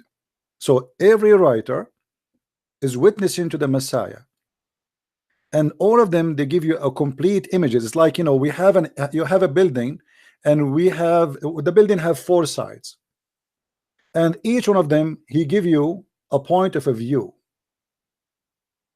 So to have a perfect view of the whole house, you have to get 4 view, not only the front. You know what I'm saying? So each one of them, yeah, each one of them he give you as an example. First of all, you notice in Christianity they avoid repeating. Not like in Islam. In Islam and the Quran, the same verse repeated many times all over. So they avoid reporting and repeating. Like when they say, as an example, the other day someone he called me. He says, okay, there is a prophecy about Jesus is you know, and the 30 silvers, etc. But this is cannot be found here. Where we can find it? You notice that they did not mention the book of Zechariah, even though they are mentioned in different book, because there they mention the person who the story about him in the book of Zechariah. So always they avoid repeating the same story with the details. If the other book give us the whole details, why I want to repeat the whole thing? You notice when Jesus he speak to the Jews, he don't quote for them the Torah, he quote for them a line, and he debate them about it. As an example, when Jesus he said to the Jews, what do you say of a Christ? They said he is the son of David. Now he did not go and quote the whole chapter speaking about that. He said to them, well, if he is the son of David, then why didn't David call him my God or my Lord or Jehovah? And the Lord, he said to my Lord. So you see here Jesus is quoting for them, but he did not quote the whole chapter and repeating the whole thing. He just asked a question, and from that question he got the answer, because we are speaking to people who knows already the scriptures very well. So the details, there's no need to repeat it. This is why sometimes people they say, okay, here it says that he will be called Emmanuel. Where this name is coming from? For those who they are very well versed, they will not be wondering where is the name, because they knew. But those who never heard, they never have the idea, then they will start doing research and study to find where this name is coming from. So for you as a person who is not very well versed, you wonder why here it says not the whole story as it mentioned in that story, because there's no need to repeat the same story twice. Same time, it's not in contradiction. No, I wasn't saying that. Maybe it's not in contradiction, but I guess the point that I was making was that well, first of all, when it says in Luke, like for example, when we're talking about the Great Commission, it is slightly different. But I was looking into the authorship of the four Gospels, and it looks like Luke was a companion of Peter, I think, or a companion of Paul. I think he's a companion of Peter, but he wasn't actually he collected the stories, but he wasn't actually a witness, right? My friend, regardless if he was a witness or not, we can go to details, but this is will not make any difference. Let us say the book of Luke is gone. Let us say the book of Luke is not there. That will not change anything, because still the other Bibles are consistent, speaking about Jesus' crucifixion, what he taught, what he teach, what he said, what he did, and every one of them he present to us the story from his point of view by the inspiration of God. So Luke is just another one confirming what the rest are saying, not opposing, not saying the opposite. And at the same time, if just to make it more clear for you, if we have let me put something in the screen just to make it simple for you to understand.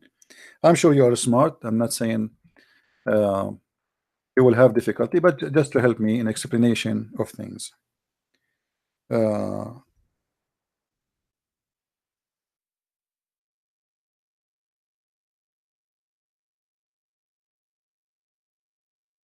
right, I will put this picture in the screen, and I hope you will understand what I'm trying to say to you. Do you see the picture on the screen now? I'm actually not on my laptop today to watch your show. I'm on my phone. Oh, I'm about to work. Anyway, I put a picture of a farm, you know, and in the farm there's many objects. There's a house, there is a stable, there is you know, many things for farmers. But if you ask 4 people to describe for you this picture, you will find everyone start describing from different corner, maybe, or he described the same picture but in different words. Is that correct? Yes. You will not even find them, even though they are describing the same picture, the same exact picture.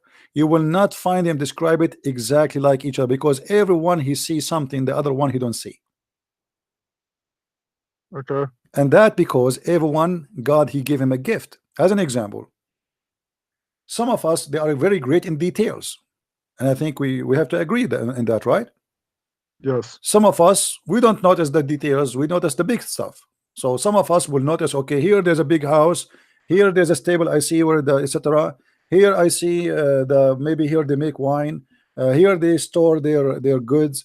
But there is someone, he might notice that here there is little tiny thing, which is to water the horses, to give water to the horses, and the rest they did not notice it.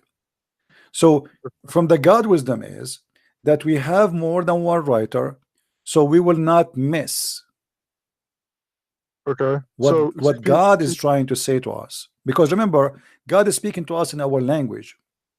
The Messiah, he spoke using parables. You know what does that mean, right? So yes, he tell a story. Why he is telling a story? Because we as a human, we are not really the genius we claim to be. Stories help us to understand what he want to say, but it's not the purpose. Correct?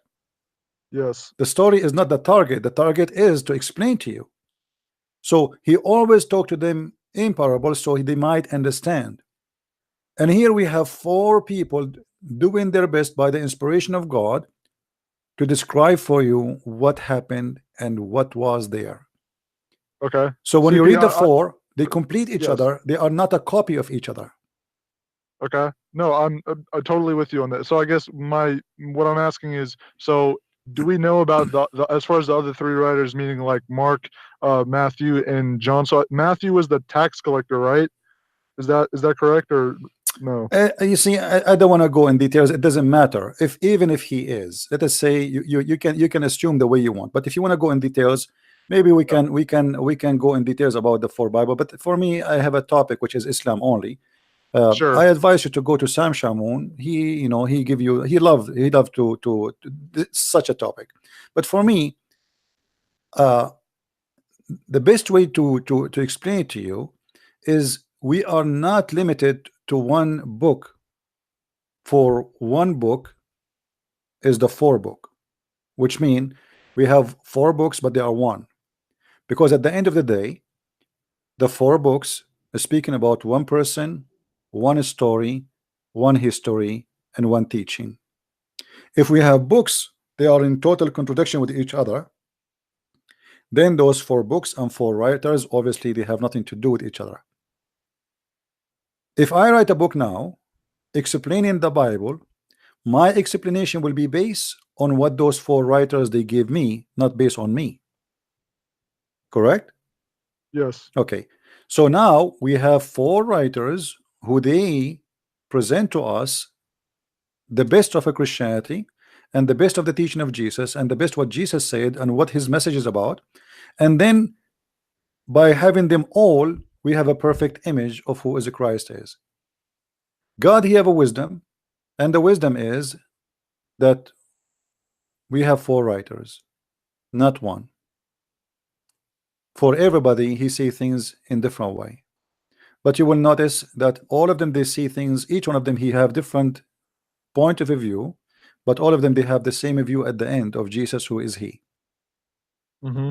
So John, he don't differentiate with Luke and Mark, and like all the writers, they don't differentiate with each other about who is Jesus.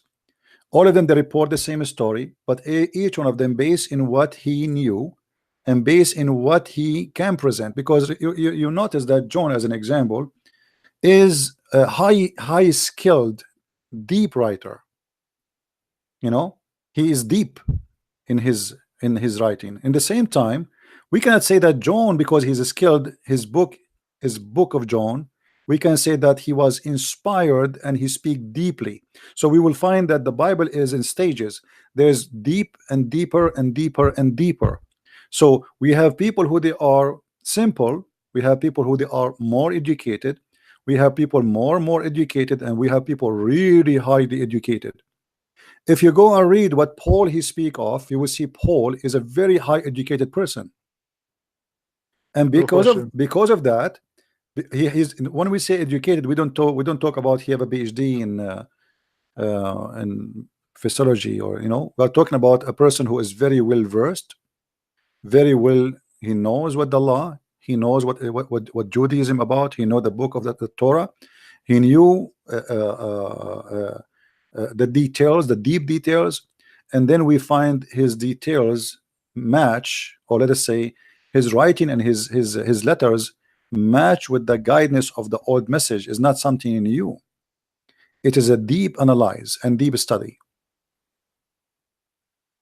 So here we go. We have the book of Acts as an example. Okay, why we have the book of Acts? Because the early Christians, same as everybody, they have questions, and the questions need to be answered. But you will notice that all the answers does not contradict the older teaching. You know what I mean? Sure. So everything complete each other. That's why we have books, but the books are not really will not make it harder for you. Actually, it's the opposite. Will make it easier for you to understand.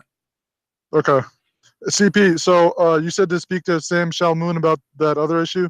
You can ask, Sam Shamoun. I believe he will be happy to answer you. But in the same time, don't take it like okay. Why here it says, because if in the book of Luke is going to be saying exactly the same sentence in the book of John, then there's no need. There is no need for Luke, and there's no need for this one. And there's one book. That's it. It's the same as you are saying to me. Okay, why Uthman he burned the Quran? Yep. Okay, why? Because they are different. Obviously.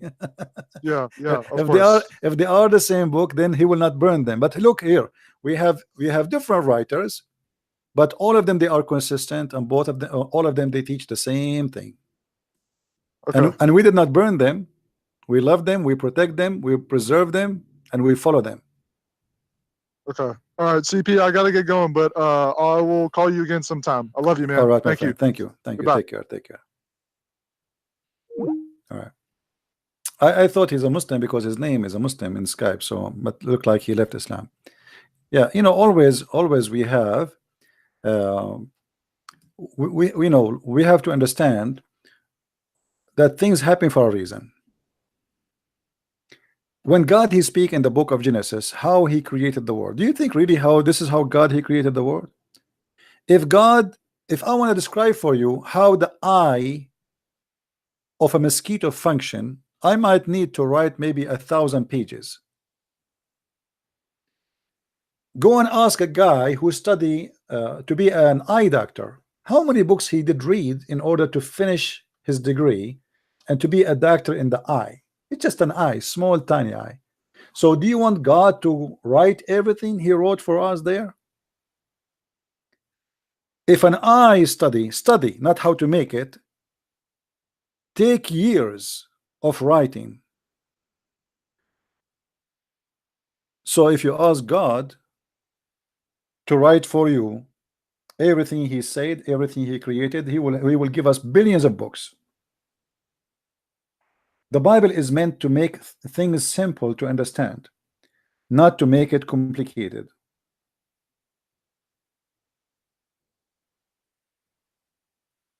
All right?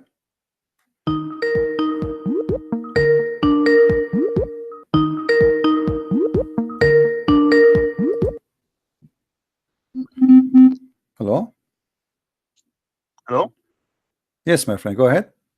Hi, CP. I'm a Christian, by the way, and I just wanted to ask you guys just one second time for me. All right. I'm from Germany. Okay. Yesterday I watched a video from you, or today it was, where you talked yesterday with a guy, and he converted to Islam. I think the title was about, what was it from the video yesterday?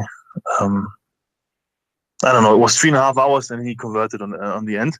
He became a Christian. He became a Christian. Yes, he became a Christian. Yeah. And you mentioned something like when the Muslims go to the Kaaba, and the woman something with menstruation, but you didn't go further into it. The women when they go to the to the Kaaba, sorry, Yeah. Because the black stone is the fertility stone. And where people they go and like if a woman she want to get a pregnant, what she do? She go when she have her period, because the period is when it's the proof that she is not pregnant, correct? Okay. Okay.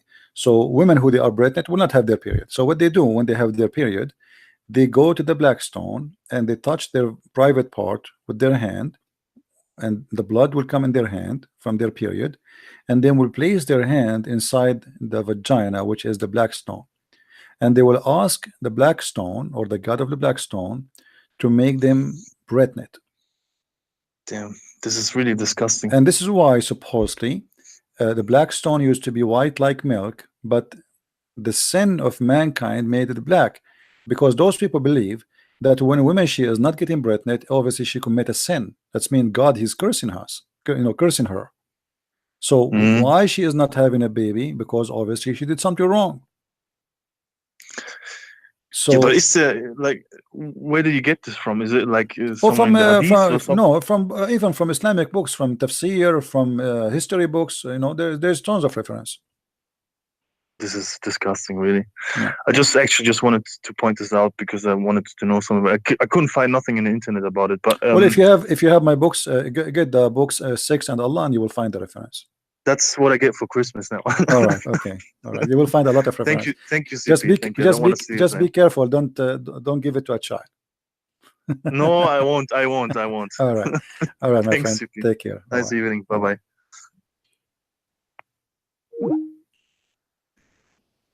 Do we have any Muslim would like to call us? I'm really happy that a lot of Muslims are leaving Islam because of our videos, and I believe it's not just because like we as a human, we have a kind of a problem. Sometimes we read, but we don't notice how silly stuff is. I will give you an example. We have 815 people watching right now, and I'm sure there's many Muslims. I want a Muslim to call me and to choose for me a chapter, and he challenged me to find something silly in it. You tell me any chapter you want, and I will show you how silly it is. You see how tough that challenge is? How are you, my friend? Hi, CP. How are you? I'm all right. Glad to hear your voice again. Thank you. I just wanted to expound on or give some answers for that the Synoptic Gospels. All right. So I just wanted to tell the young man or the ex-Muslim that called in. So basically, the Synoptic Gospels, that's Matthew, Mark, Luke, and John. They're like 4 witnesses. Say an incident happened, and the police come in and they want to find out what happened. They will talk to people that saw what happened, and these 4 people give different accounts or different perspectives, not different accounts, but different perspective of what happened. And it's kind of like there's a story of how does the blind man recognize an elephant. One of them says, touches the trunk and says, I touched something that looked like a snake. And one says, I touched something that was hard and firm but curved, which is the tusk. And someone says, I touched the tail. And another person says, I touched this huge body. And together, you bring all these pieces together to ascertain that, okay, this was indeed an elephant. So all these, Matthew, Mark, Luke, and John are given their perspective of the same incident that happened. And that's what we call a synoptic. Syn, which is not like S-I-N, but S-Y-N, means together. And optic means to see. So to see together, all these perspectives coming together to form the Synoptic Gospels. And the more witnesses, the better. The more witnesses, and especially the witnesses, they are not in contradict with each other; they are completing each other. And obviously, God, He have a wisdom in that. I don't believe this was a coincidence. It was, God, He chose it to be this way, and it's proven to be perfect because always, I get more light on in the image by reading the other gospel and then the other gospel. So both 4 of them, they give us a perfect story about what happened. Yeah, it's for better, not for there's no confusion. It's for better. Yes, another thing too is that in college, when you write a paper, you need to bring different how do you call it? You have to cite your sources. And when you write a scholarly journal or scholarly paper, no professor will grade it if you only have your own viewpoint. When you write a paper, they want to see references. And when you have all these references agreeing to your point, that is what makes your point stronger. So if we want to put the Bible and the Quran, the Bible has so many authors that are pointing to the same and agreeing on the same thing, whereas the Quran only has one author. And that is, in any academic circle, that is unacceptable, because you cannot write any scholarly material that will be deemed true when it has only one perspective. It has to, you only have multiple authors, leading thinkers, or agreeing that what you're saying is the same. That's where it is considered accurate and true. Yeah. Well, thank you for calling to explain. And you know, at the end of the day, if you read every like every gospel of the four, you will find that the Messiah speak to you there, and this is what is beautiful about the books, because after 2,000 years, I can read the Gospel of John or Luke or Mark, etc., and still I will find the Messiah speaking to me there, not John speaking to me. It is very refreshing. It's very beautiful. It's very deep, and it's very personal. This is something we cannot find in the Quran. The Quran is just a recitation of something plain, not smart. There's no conjunction. There's no connection between the words. The Muslims, they are proud about an Arabic language, which they themselves do not understand, which is very funny. And they don't care for the meaning as much they care for what people say, that this is a perfect Arabic. When we, the Arab, we laugh at it. Even the Arab in the time of Muhammad, he says, we can make better than this. Come on, what are you talking about? So what the Muslims are proud about is something silly, and what we are proud about is something so beautiful. When you read the Bible, you feel that you are the one who is the Lord speaking to you. It's something very personal. It's not a story you are reading about someone. You feel that you are in the story, and the story is about you. When you go and read any of the parable of Jesus, you will see you fit there. Yep, that's why they say the Bible, the Word of God, is active. It's sharper than any two-edged sword. You know, we have the Logos, which is the spoken word, and we have the Rhema, which is the speaking word, which still continues to speak to this day. And that's the word in season.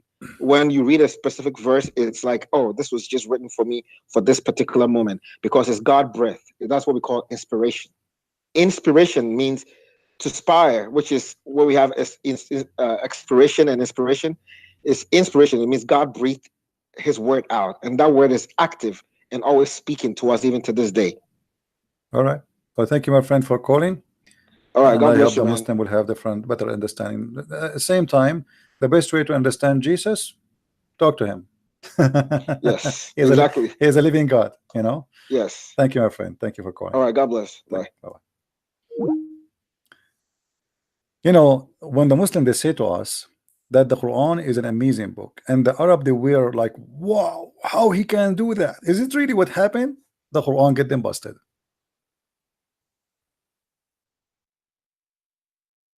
The Quran get them busted.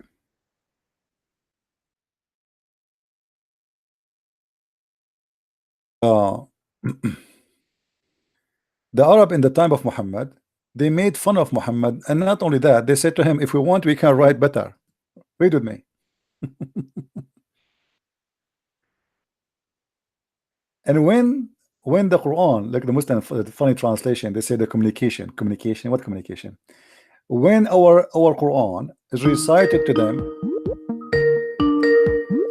that was, hold on, please, hold on. Let me finish this idea. Okay. Let me. I will call you back. Give me a minute. I will give you back. RCP. All right.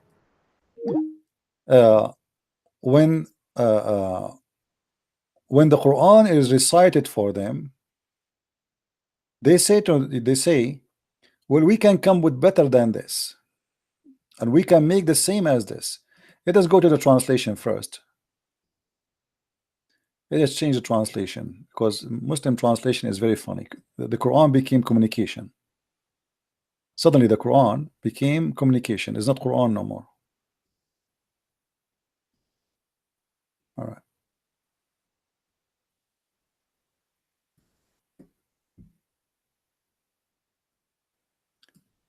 Chapter 8, verse number 31. When our Quran, look again, our signs, what signs? When our Quran are researched to them, they say, we have heard this before. If we wished, we could say words like these.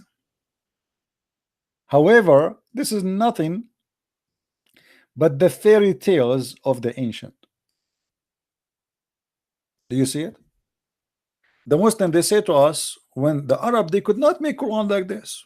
The Arab like, wow, this is crazy. Here we go. They are saying to him in front of his face, we can do the same. What is that? And all what you are giving us is just a bunch of fairy tale stories.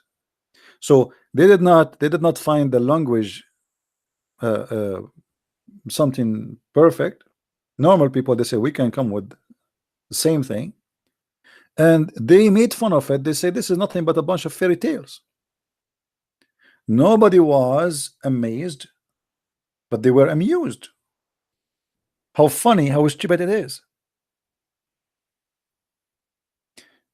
Call me, Doris. You can call me. Just I wanted to finish this idea here before we hear you. Call me again. Do you see it, Muslims? Say to them, this is the truth from Allah. Remember how they say it. Hello? Hello? Yes, my friend, go ahead. ACP, am I loud and clear? You are fine. Okay. A couple things when that guy, when he called a while ago, the ex-Muslim, kind of dovetails with something I wanted to ask you for the last couple of days. Okay. I've seen him and other Muslims, I should say recent ex-Muslims, they kind of try to look at Christianity like they look at Islam. Like that guy says, well, I've heard enough. I'm convinced that Islam is false. I know that. But then how do you know that Christianity is true?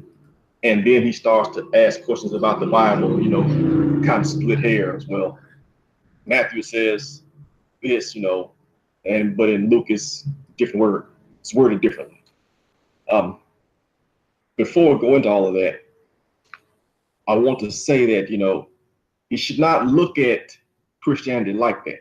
In Christianity, the foundational claim is Jesus, the life, doings, teachings of Jesus.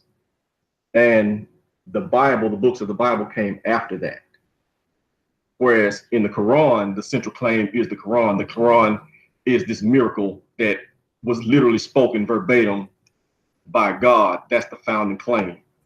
So when you try to examine the two faiths, you look at it differently, With the Quran, since there's only theoretic, we know it's false, but yeah, but I understand his logic because he is not a Christian anyway. See, we as a Christian, we can say you should, but we can say you better try to see it in a certain way and try to read them all so you can get a better understanding.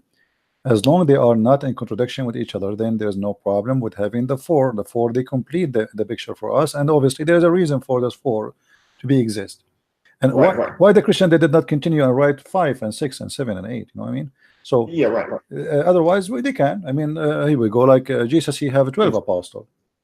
Yeah, right. We understand that, but the thing is, though, because there's an actual event, it's actually the life of Jesus. By the way, the answer to his question is Jesus. You look at Jesus and you see how he performed in history, and you ask yourself, what is he? You had it right when you said that.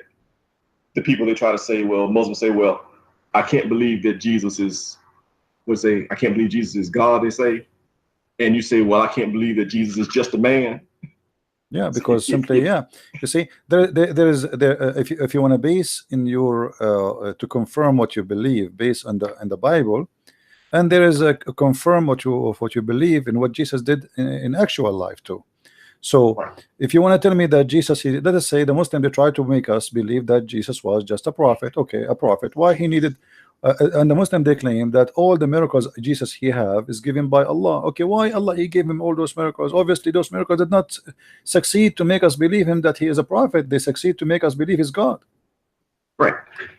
Well, and if you look at Jesus, like you look at what the witnesses to Jesus say that Jesus claimed about himself, and then you look at the miracles he did behind that. You know, the idea that he is just a prophet is just, that's probably the most false thing you can say about him. For him to say this stuff, and then for him to say this kind of stuff, it's blasphemous. He is actually outright evil unless he's telling you the truth. Yeah, like when he said, like in John 5:18, you know, the Jews right away in the spot, they said to him, who's this person? He's making himself equal to God. Yeah. You know, he's making himself equal to God. I mean, as simple as that. Right. And the Muslim, they say to us, where Jesus said, I'm God, worship me. Well, the people who witness him in his lifetime, this is why they want to kill him. Actually, why Jesus was being taken to the cross. Right. You know, so but then when you look at, so when you have it in your head that it's about Jesus, then you see that it's about his footprint that he left in history, which is bigger than just the Bible itself. I mean, now the Bible is a valid part of history, is historically significant and reliable, but there are actually traces and things of Jesus that are bigger than that.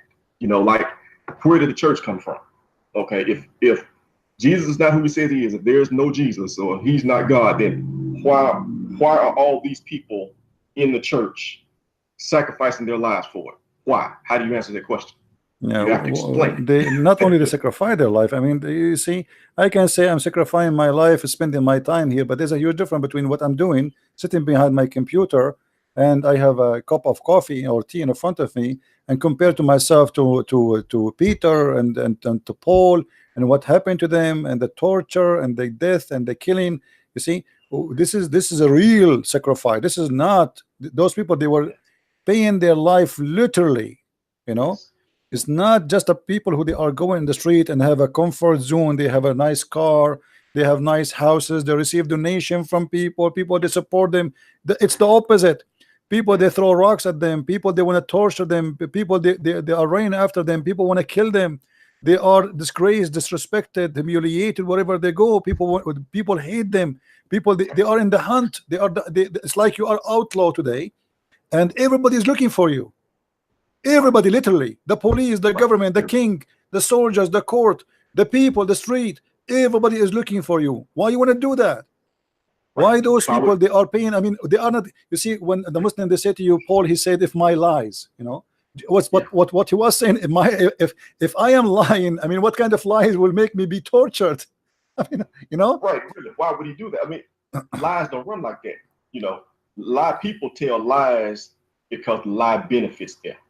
Right. So, what is the benefit of my lies to me? I mean, you are saying to me I'm lying. Okay, what kind of lies? I'm getting nothing from it except being tortured, killed, you know, discriminated, and at the end I'm losing my life. Right, when they could have simply said, I don't believe it.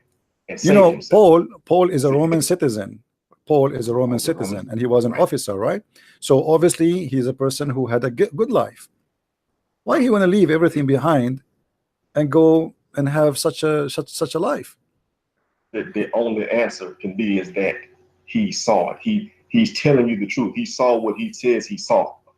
You know, and the other witnesses, they saw what they said they saw. As witnesses, the footprint there, it had to happen. You know, and that's the thing. So the simple answer to it, the direct answer to his question is John 1:18.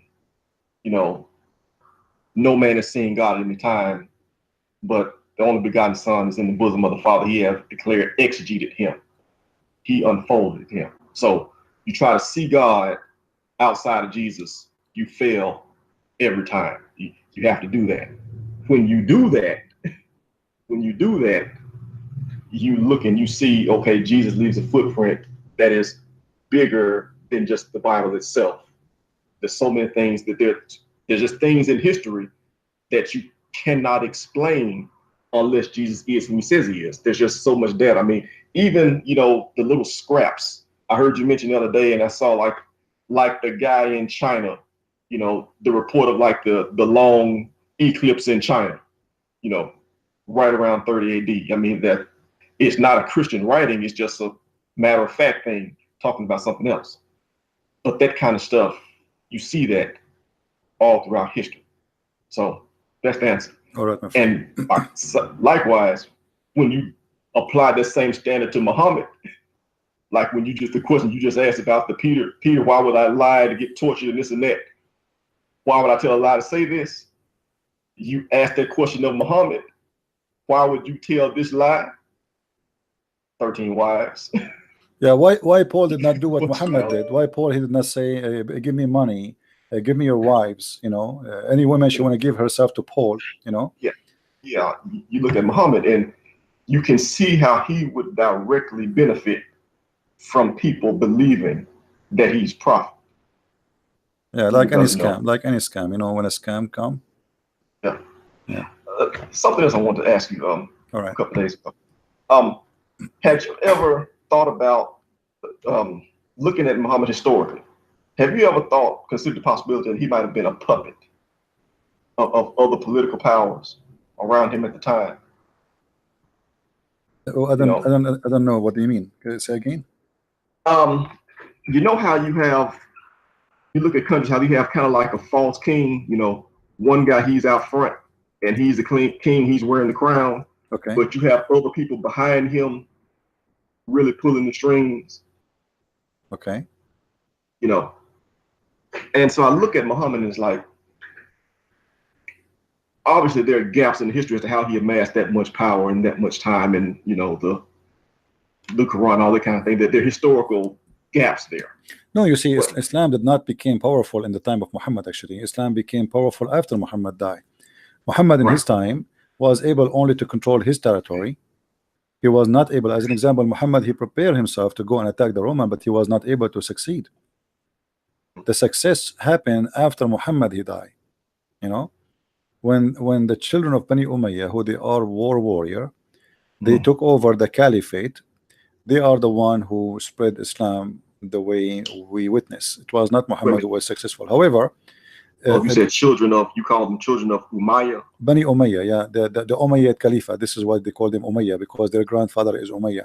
So, you know, Muhammad, and the story of Muhammad, all of it actually, there's nothing there. I mean, the details is very disconnected. You see, like the same when we talk to Muslims about Muhammad, he knows how to write, how to read.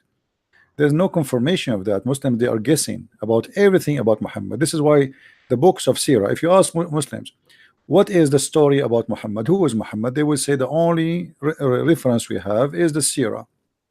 Okay, the Sirah is biography written, it have a collection of stories, and the Muslims themselves, they are confused what to take and what not to take. And even the one who wrote those biography, they said from the beginning, there is many stories which does not fit with the prophet, we delete it, we did not even write it.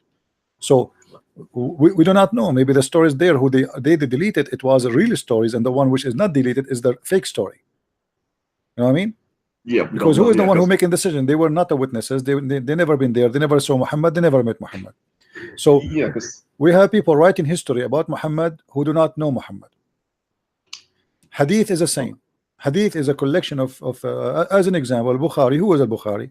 The most important books for Muslim Sunni after Quran is al-Bukhari, but the Bukhari never met Muhammad and never was Muhammad, and he's not even an Arab. So how al-Bukhari became a witness? You know, yeah, he wasn't there. Yeah, a witness who saw nothing.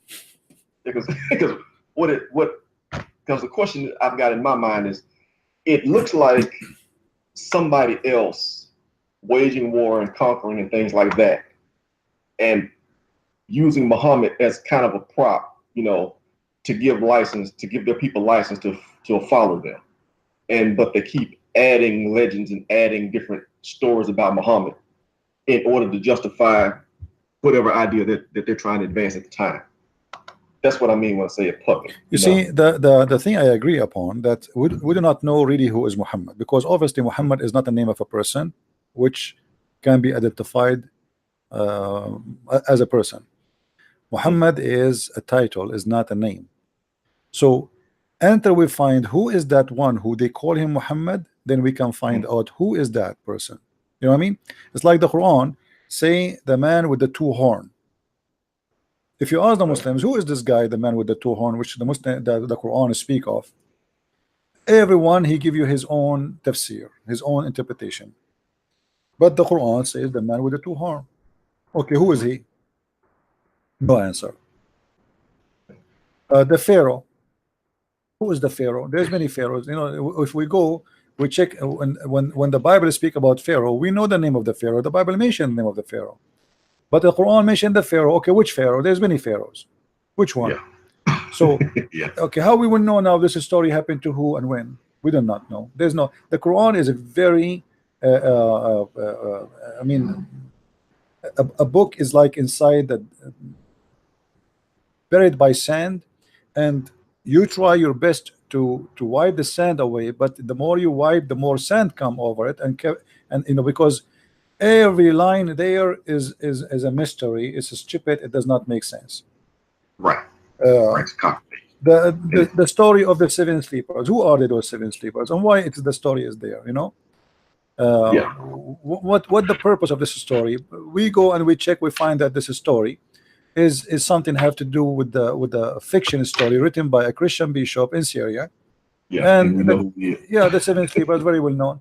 So Muhammad, you know, Muhammad's story itself about God does not make sense.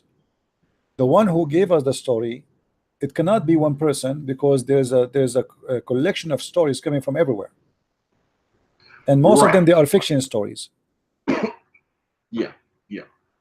You know, because I'm just looking at it, you know, and thinking about it, like how you say you're trying to put yourself in the person's shoes and look out at the time.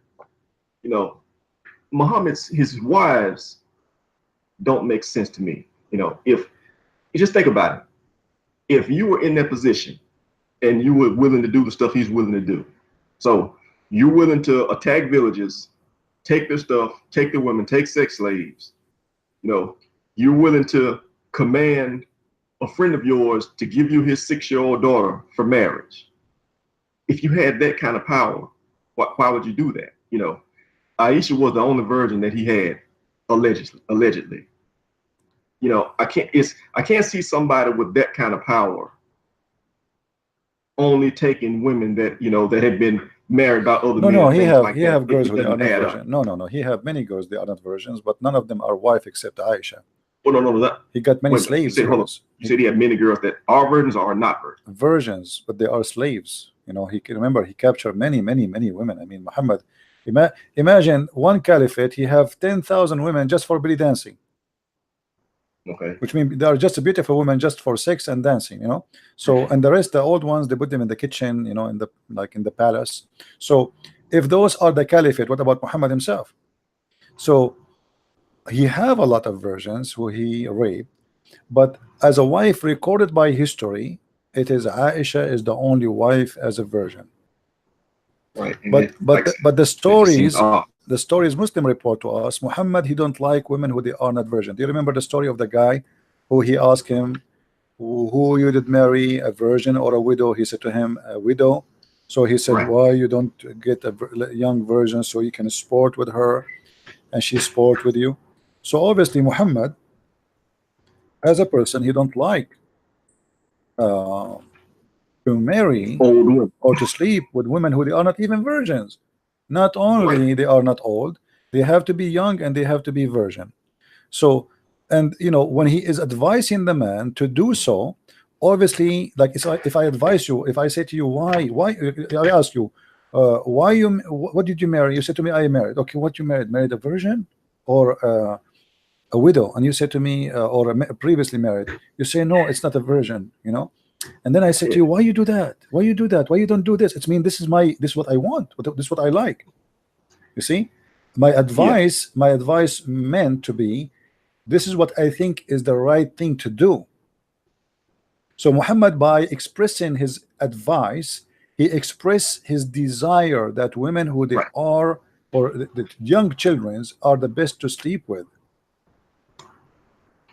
Right. You know, it just, but like I said, just I think about it, you know, if I knew Muhammad at the time, you know, and he's spending all that time on Aisha, if he's basically, if I knew him at the time, if he was, you know, my chum next door, you know, hey, we just attacked this village and whatever, we did that.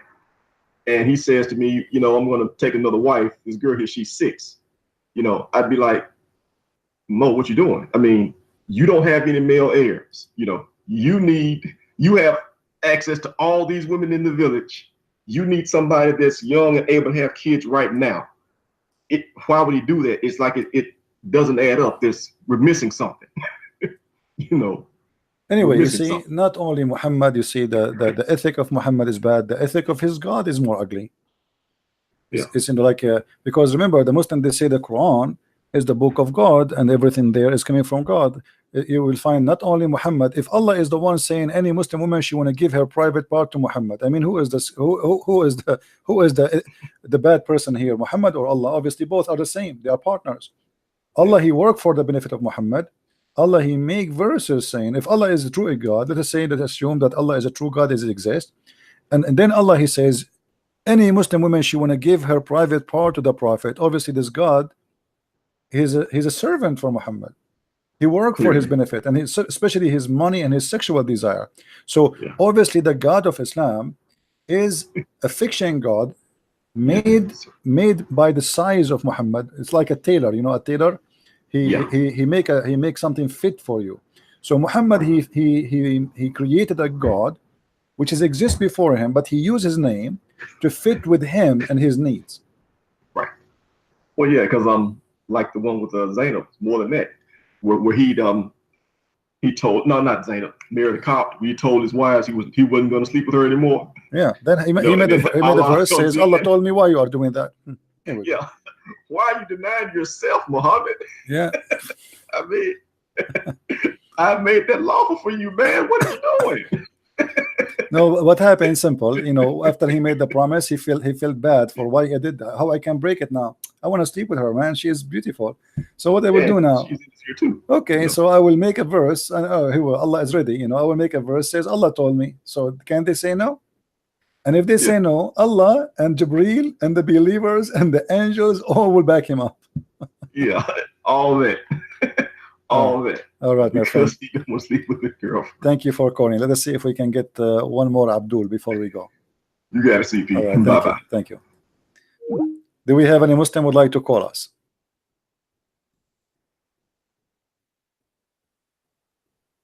Do we have any Muslim would like to call?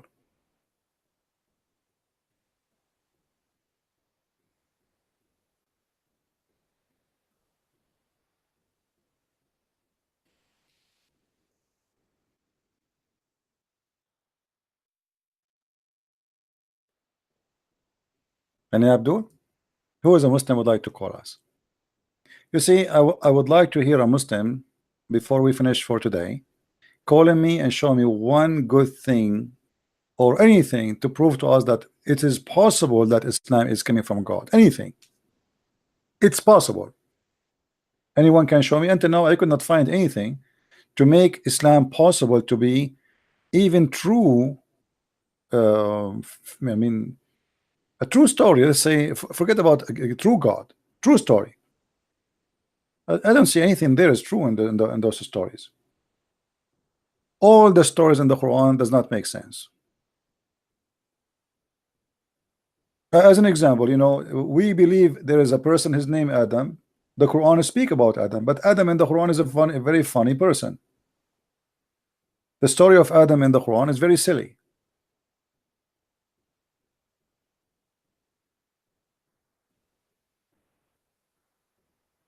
I cannot find in the story of Adam in the Quran anything except silly, stupid story. The first thing Adam he did when Allah he created him, he sneezed.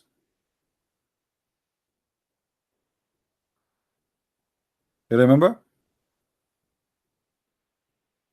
The first thing he did, he sneezed. And the first thing he did, he said Alhamdulillah. And then when Adam he commit sin, he asked Allah for forgiveness. He lifted his head up when he was creating him, and he saw the name of Muhammad and the name of Allah in the chair of Allah. So now what we learned, that the first thing Allah he did when he got his chair from the delivery, he started writing his name and the name of Muhammad. The God who created the universe and all this massive universe, he is busy writing the name of Muhammad in his chair.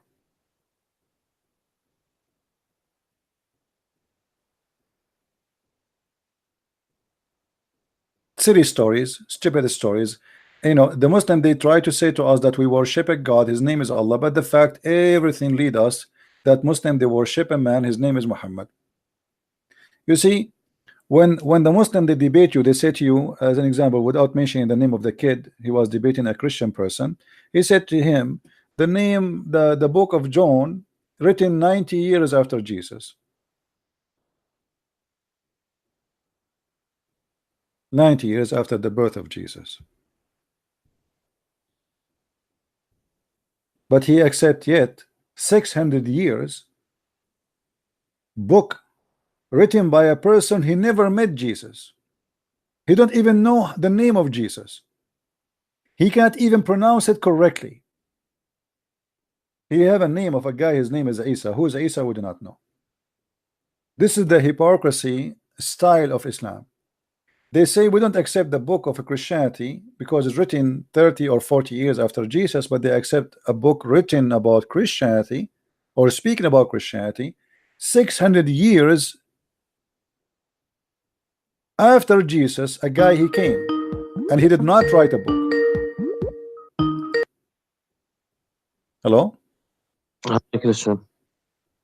Yes, my friend, go ahead. You're fine. I just want to share a story that happened in my country. Is it okay? Okay, go ahead. Let us see what the story. Yeah, someone or some channel in my country they posted a post of the Last Supper, Asha al-Akhir. Yeah, in Jordan, I know. Yeah, in Jordan. Okay. Okay, and nothing happened, of course, but I want to tell everybody that a couple of years ago, someone who's called Nahid Hattar, he shared a post also about Muhammad, and he got killed in front of the court. You know? Yeah, anyway, just it's I mean those things you see, it's okay. Muslims are silly, and you know they say to you that we love Jesus, but always they try to make fun of him. But this is will not change anything. You know, at the end of the day, the second we go deep and they see how silly this cult is, people leave Islam left and right. Anyway, go. We are sitting here waiting for a Muslim to call us, and as you see, they are in this ability. They're not even there. Yeah, I know. Just want to share the story, Christian Prince. Thank you for your time. Take care, my friend. Bye bye. Bye. You see, you can make fun of Jesus as much as you want. I don't even need to defend him. If you believe that Jesus is God, okay, why I want to defend? I mean, defend him in which way? I'm here to explain to you, to answer you, etc. But you want to insult, you want to be rude, you want to be trashy, okay, no problem. Do your best. Muhammad needed protection because Muhammad is a false man. Without protection, he will collapse. Islam without protection will collapse. Take the protection of the terrorist, of the bloodshed, of the killing, and let us see how many Muslims want to go to the mosque every Friday. Then we will know really who is a Muslim, who is not.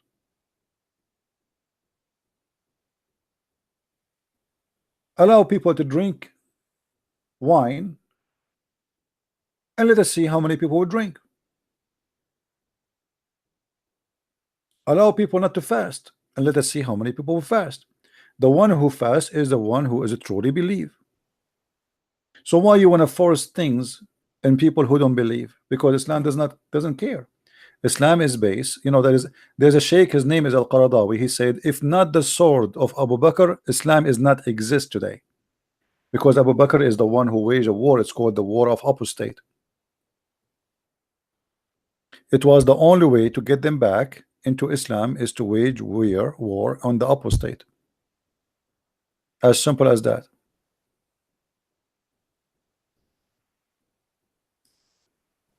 Right?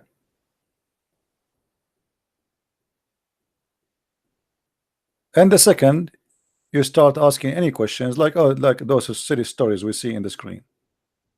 Look how silly this story. Who in the world will believe in this? Even if you are 5 years old, kid will not believe it.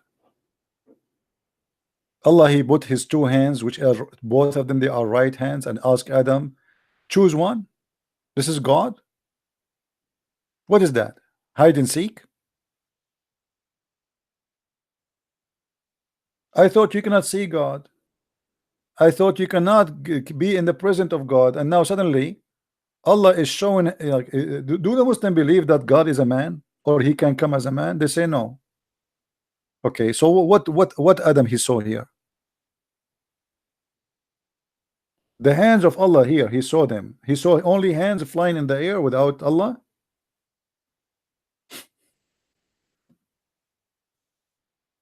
Stupid silly story.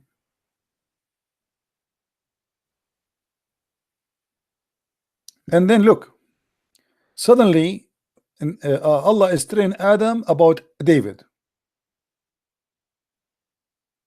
David, from all the billions, they are children of Adam. Only David is suddenly in the story. Look at this. When Allah he posted his hands in front of Adam, he said to him, choose one of them as you wish. He said, I choose the right, my Lord, the right hand of my Lord. But both of them, they are right. Then Allah he opened his hand, which is the right hand, which is both, and there was Adam offspring in it. So he said, what are those, my Lord? He said, these are your offspring. Each one of them had his age written between his eyes, but among them there was a man who was most illuminating. Man, this is like a Matrix movie. So now we have billions of human beings in the hand of Allah, and Adam is looking at all of them. And from the billions and trillions, because God knows when the time of the judgment day will come. Like imagine now we are 7 or 8 billion human being now, but how many people die already? How many billions they died already? So all of them, they are in the hands of Allah. And Adam, he noticed that there is a guy between the billions who his eyes is so shiny. X-ray, X-ray. The most illuminating of them, or among the most shiny eyes between them, he said to his Lord, who is this guy? Allah said, this is your son, David.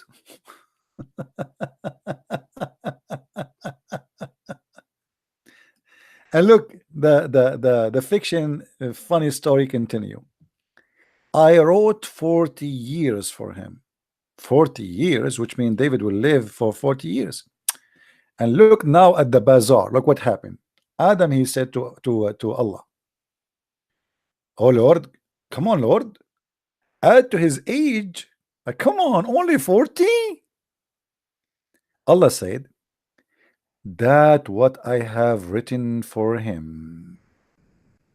He said, oh Lord, give him 60 years, you know, from my life, which means from my age. Like, what is that? David is asking Allah to extend the age. Sorry, Adam asking Allah to extend the age of David. Take from my age. Take from my age.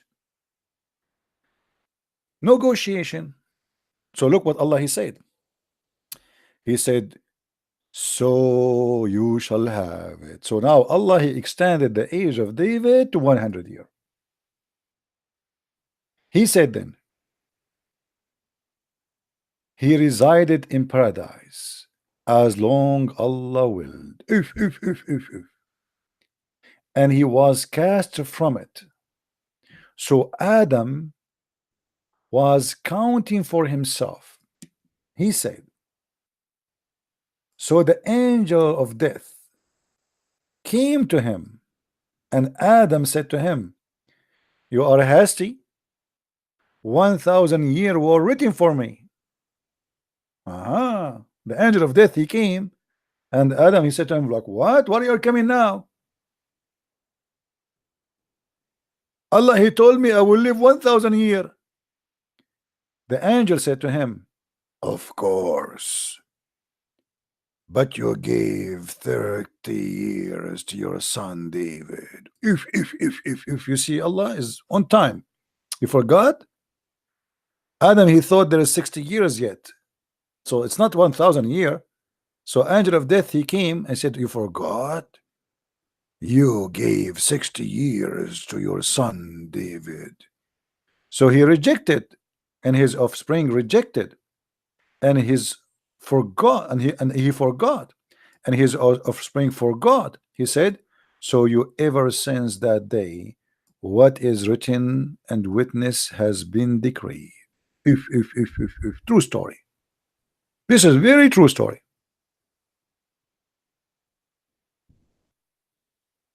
Hey guys, who want to give me like 60 years of his age? Let us have a bazaar.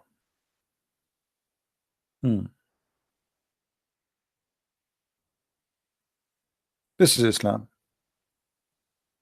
So now either the Muslim, they have to say, okay, Muhammad, he said that, and this is a true story, or they have to say that somebody fabricated this story, and that's mean Islam, all of us, is fabrication. Because now you see the Muslim, when they say to us, this is weak, this is strong, this is blah blah blah blah, they are confirming to us that there's no legitimate source in Islam, nothing to be proven true in this cult. The second you will show them something very embarrassing, something very stupid, right away they say to you, this is weak.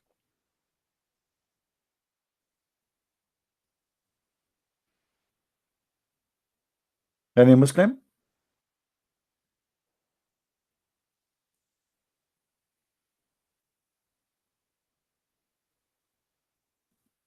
All right, look like we have enough for today. I hope you guys, you have a good time. I will try tomorrow to go on air too, and we continue with more city stories about Muhammad and his God. You see, I want you, if you are a Muslim, not to be offended. Maybe what we say kind of offending you, but you are not really our enemy. We don't hate you, and we will never hate you, and I'm not against you as a person.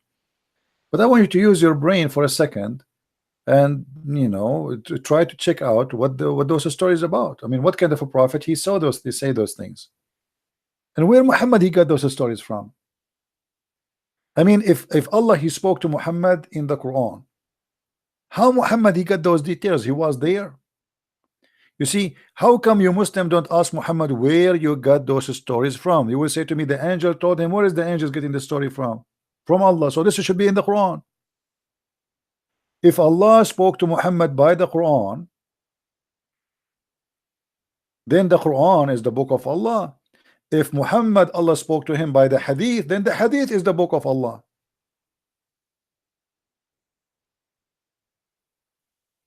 Are you following, Muslims? If this is a story coming from Allah, and this is what you will say to me, you will say Allah told him that this is mean, this is Quran. That's mean this is a divine book. Because why Allah is telling us a story if you don't want it to be a divine story, which means a story from him? Who is the one who said those things? Who was witnessing what happened between Adam and Allah? Even the angel was not there. If you see here with me, Allah he said to the angel, to Adam, go and see the angels where they are sitting there. Do you see it? After he finished him, and Adam he sneezed, hatshu, and then he said Alhamdulillah. Allah he taught him how to say Assalamu alaikum.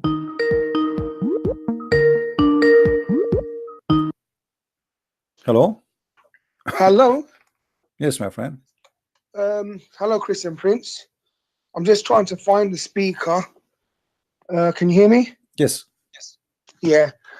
I just discovered your channel about a month ago. Okay.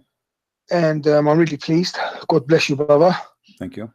I'm actually learning a lot from you. And I'm an ex-Jehovah's Witness. So I used to be a Jehovah's Witness, but left the religion. But there's something that I've been asking Muslims for years to explain to me, and I wonder if you have time, if you can just help me understand something. Go ahead. Yeah. Every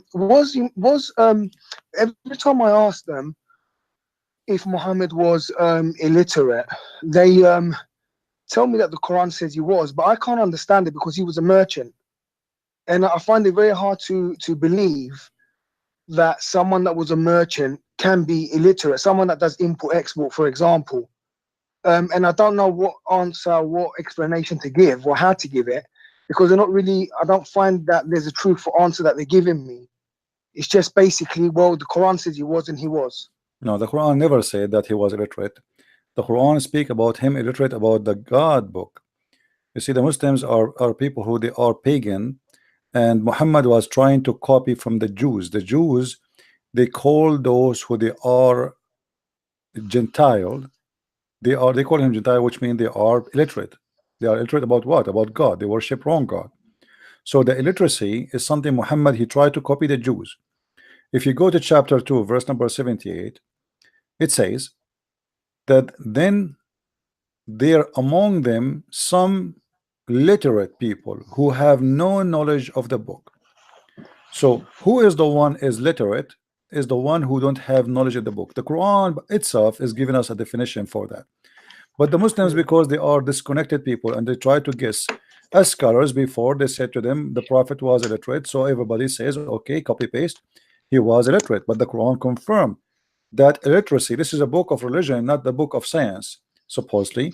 So illiteracy is you being illiterate about God, and you don't have a book of God. This is why the Quran call the Christians and the Jews people of the book, and call non-Christians and Jews illiterate. So anyone who is following Christianity or Judaism is not illiterate, and there's no way that all the Christians and all the Jews, they knew how to write, how to read. If you go in the Quran chapter 3 verse number 20, it says, and for if they remonstrate with you, tell them, I have surrendered my whole being to Allah, so have those who follow me, and ask the people of the book, as well as the one who follow no heavenly scriptures. But the fact in the Arabic it says al-ummiyin, which mean illiterate. If we change the translation or the translator, we will find the following. This is why when you try to read learn about Islam following or reading translations, it's funny and it's stupid.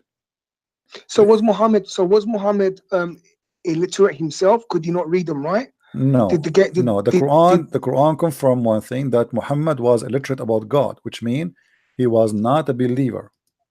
Oh, he was not a believer. He's illiterate. He don't have a book. He is not following the book of the Jews. He is not following any of the books, and this is why he is illiterate. As you see here, this is, I'm showing you the verses, chapter 3 verse number 20. Thank you. It says those who have a book and those who they are illiterate. Do you see it? So the Quran itself give us the definition. Who is the one called and why he was called? People of the book, because they have a book, and people who they are illiterate because they don't have a book. Is not about knowing how to write, how to read. All right. So why did then the angel Gabriel force him? He said that I didn't know how to recite it. Or you see, this is another stupid example of how the Muslims are disconnected. The Arabic Muhammad, he says ma ana biqari. He did not say I cannot read. He said what I shall read. Anyone who speak Arabic, he should understand that. But as I said, people, they are copy paste ma ana biqari, what I shall read. Because the angel came to him, he did not say I cannot read. That's a lie. This is a false translation. Here you see, when the angel came to him, he says فأخذني فغطني حتى بلغ مني الجهد ثم أرسلني فقال اقرأ. He said to him, read. Now here you notice, if the angel is saying to him read, and Muhammad do not know how to read, that means the angel is stupid. Right? Because I Yes. am an angel of God, and the one who is saying to me to say to you that is God. It's not even the angel himself saying that, because the angel is just saying what God told him to say.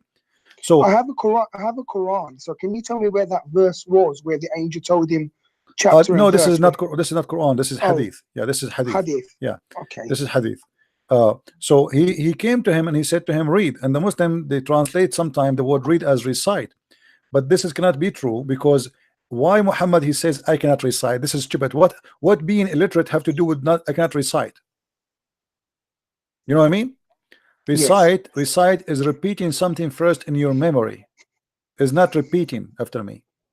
Because you cannot recite unless you know already what to recite. What recite is something, if you go to dictionary right now and check out what recite mean, you will find recitation is something you memorize. Correct, yeah. Not repeating. So why Muhammad saying I cannot, you know, look what he is, how stupid the translation is. I was oppressed and then he left me off and he said to me recite. So to which I replied, I am not literate. What does have to do with recitation? You just said that. He just said to you one word. He said recite, and you just said recite again. To make it simple for you, imagine I say to you say hummus, and then you say to me I cannot say hummus. He just said to him one word. He did not say to him a sentence. He did not say to him a book. He just said to him the word iqra. So Muhammad, he said to him, ma ana biqari. The Muslim, they translate, I cannot say qari. You just said that. So it's a stupid understanding, stupid explanation, and anyone who have a little brain, he can find out easy. But you know, the problem is when you as a person, you are reading, you don't know Arabic, and then you read this stupid translation, and then you take it as it is. But even if you go deep, you will find this does not make sense, because if somebody says to me recite, why I should say I cannot recite? Anyone can recite after me, or repeat. Let us say repeat. If I say to you hummus, potato, tomato, okay, say it again. Hummus, potato, tomato. Okay, this is what Muhammad did duty actually all his life. He was doing hummus, potato, tomato. The angel, he says something to him. Muhammad, he say exactly what the angel say. That's it. So what do you mean he don't recite? And why the angel, he squeezed him again and he said to him recite again? He did not say recite. He said to him iqra. Muhammad, he said ma ana biqari, what I shall read. Then the angel, he squeezed him again and said to him iqra. He said to him what I shall read. So he spent that day saying to him read, not read, I cannot read, what I shall read. And then the story became so funny and so stupid, because at the end of the day, after 3 times of squeezing, did Muhammad understand what the angel want? No. Did Muhammad learn how to read? No. And you know, let us assume that Muhammad did not know how to read, and Allah saying to him 3 times read. If Allah is a true God, even if Allah saying that to a donkey, the donkey will be able to read, because God saying that. You know, when Jesus said, like, imagine Jesus said to the blind man see, and the blind man, he did not see. So Jesus, he said to him see again, and the blind man, he did not see. And Jesus said to him see again, and still the blind man, he cannot see. And the blind keeps saying to him, I cannot see, man, I cannot see. And then she said to him, and he squeezed him, see, like you idiot, see. And the guy, he cannot see. And then the guy, he go home and still he cannot see. So what the point of saying to him see? You see here the translation, look, the same story, the translation changed. When he cut me, I said to him, I do not know how to read. This is false. See, sometimes they say I cannot recite, sometimes they say I cannot read, because they are very confused, and you know, this is a very stupid cult. So when a Muslim says, Muslim says to me, in the Quran, it says that Gabriel could, the angel Gabriel forced him in, and then he recited it. Really, in Arabic, that's not what it's saying. You're saying, isn't it? The angel, he said to him, supposedly read. You know, hold on, we have a Muslim is calling. Let's see what he wants to say. Hello. No, he hang up.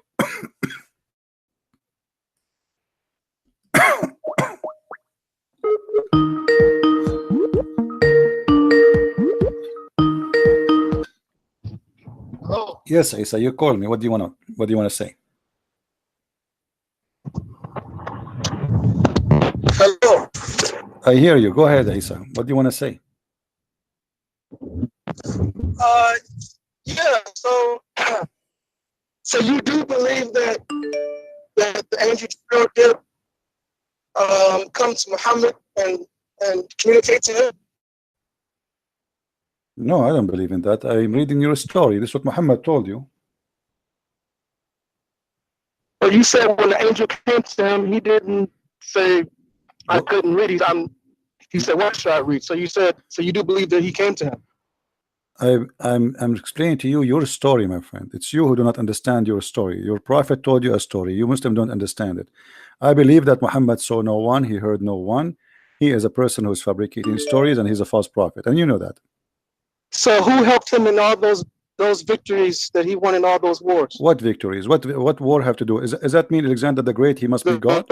Alexander the Great. Alexander the Great. Hold on. Are you saying to me that Alexander the Great, he was God? Where's Alexander the Great's followers right now? Where is the followers of Muhammad right now?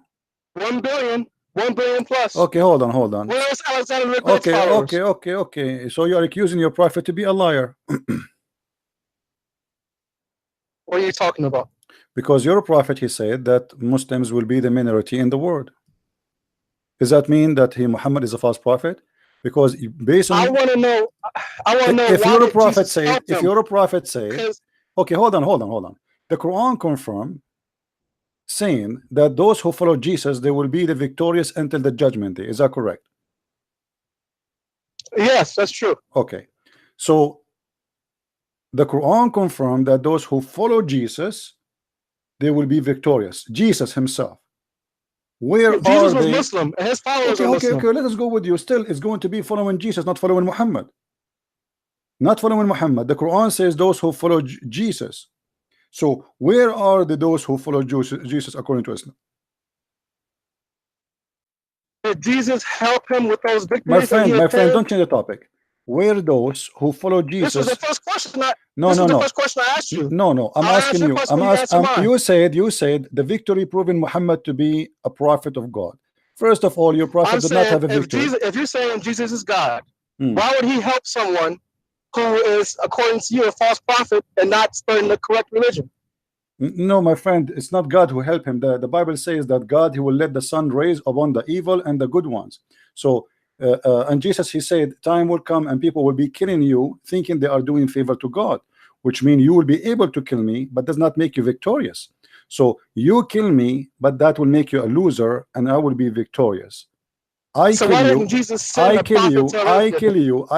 That will make me a loser, and that will make you not a victorious. So obviously, okay, hold on. Obviously, you as a Muslims, you have a wrong understanding who is victorious. You think victorious is the one who kill, not the one who is peaceful.